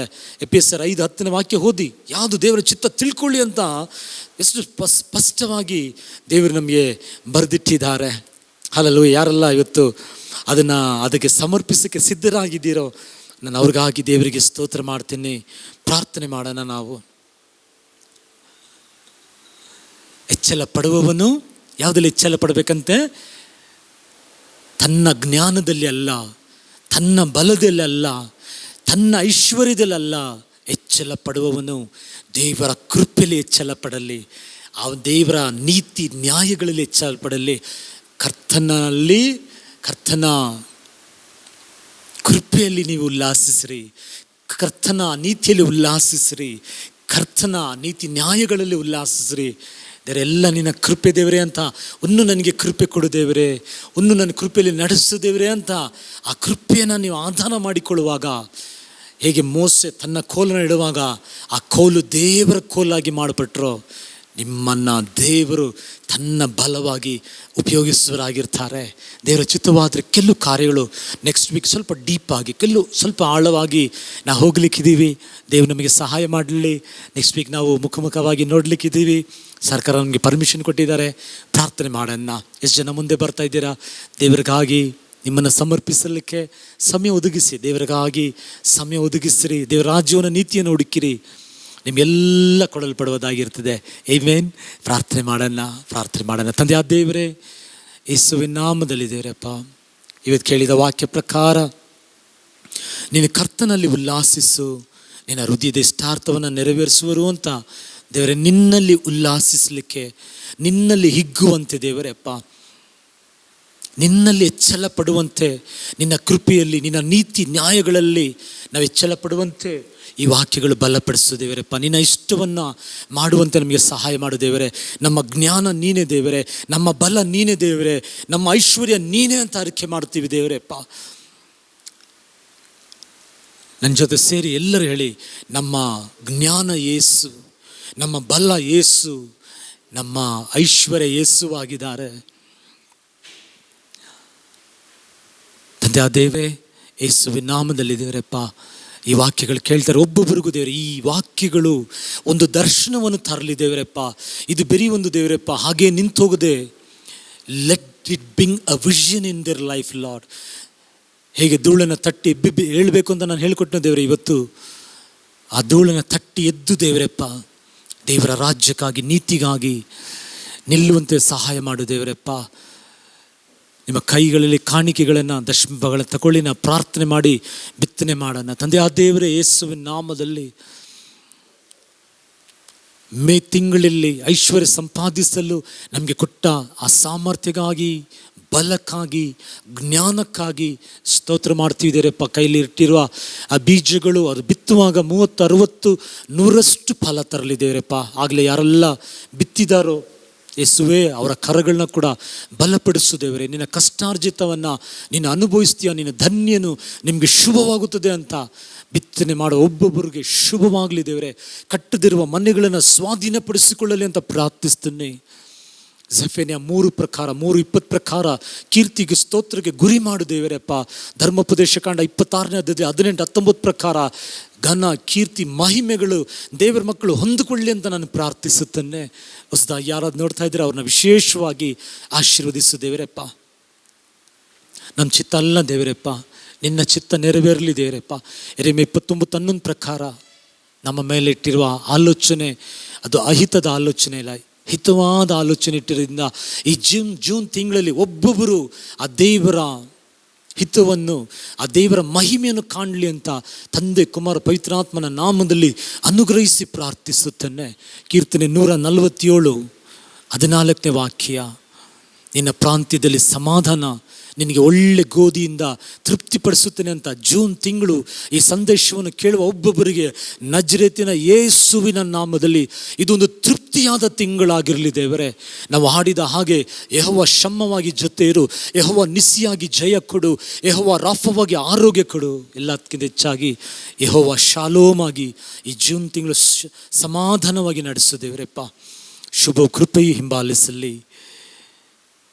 ಯೇಸುವಿನ ನಾಮದಲ್ಲಿ ಬೇಡುತ್ತೇವೆ ತಂದೆಯೇ, ಆಮೇನ್. ನನ್ನ ಮನವೇ ಯೆಹೋವನನ್ನು ಕೊಂಡಾಡು, ನನ್ನ ಸರ್ವೇಂದ್ರಿಯಗಳೇ ಆತನ ಪರಿಶುದ್ಧ ನಾಮವನ್ನು ಕೀರ್ತಿಸು. ನನ್ನ ಮನವೇ ಯೆಹೋವನನ್ನು ಕೊಂಡಾಡು, ಆತನು ಮಾಡಿದ ಉಪಕಾರಗಳು ಒಂದನ್ನು ಮರೆಯಬೇಡ. ಆಮೇನ್. ಕರ್ತನಾದ ಯೇಸು ಕ್ರಿಸ್ತನ ಕೃಪೆಯು, ತಂದೆಯಾದ ದೇವರ ಪ್ರೀತಿ, ಪವಿತ್ರಾತ್ಮನ ಅನ್ಯೋನ್ಯತೆಯು ಕೂಡಿ ಬಂದ ನಮ್ಮೆಲ್ಲರೊಂದಿಗೆ ಎಂದು ಸದಾ ಕಾಲ ಇರಲಿ. Amen, amen. You are blessed. ನಿಮಗೆ ನೆಕ್ಸ್ಟ್ ವೀಕ್ ನಾವು ಯಾವ ರೀತಿಯಲ್ಲಿ ಆರಾಧನೆ ನಡೆಸ್ತೀವಿ ಅಂತ ನಿಮಗೆ ನಾನು ತಿಳಿಸುವರಾಗಿರಿ. ಫೋನ್ ಮಾಡಿ ತಿಳಿಸ್ತೀವಿ, ವಿಡಿಯೋ ಮುಖಾಂತರ ನಾನು ತಿಳಿಸ್ತೀವಿ. You blessed. ಆಮೆನ್. ಸಮರ್ಪಿಸಿ ಕೀರ್ತನೆ 34, ಕೀರ್ತನೆ 37:4 ಕರ್ತನಲ್ಲಿ ಉಲ್ಲಾಸಿಸಿ, ನಿಮ್ಮ ಹೃದಯದ ಇಷ್ಟಾರ್ಥವನ್ನು ದೇವರು ನೆರವೇರಿಸುವನು. ಭೂಯಾತ್ರೆ ಚಿಂತೆ ಮಾಡಿಬಿಡಿ, ದೇವರಿಗೆ ಸಮರ್ಪಿಸಿ. ಆಮೆನ್. See you.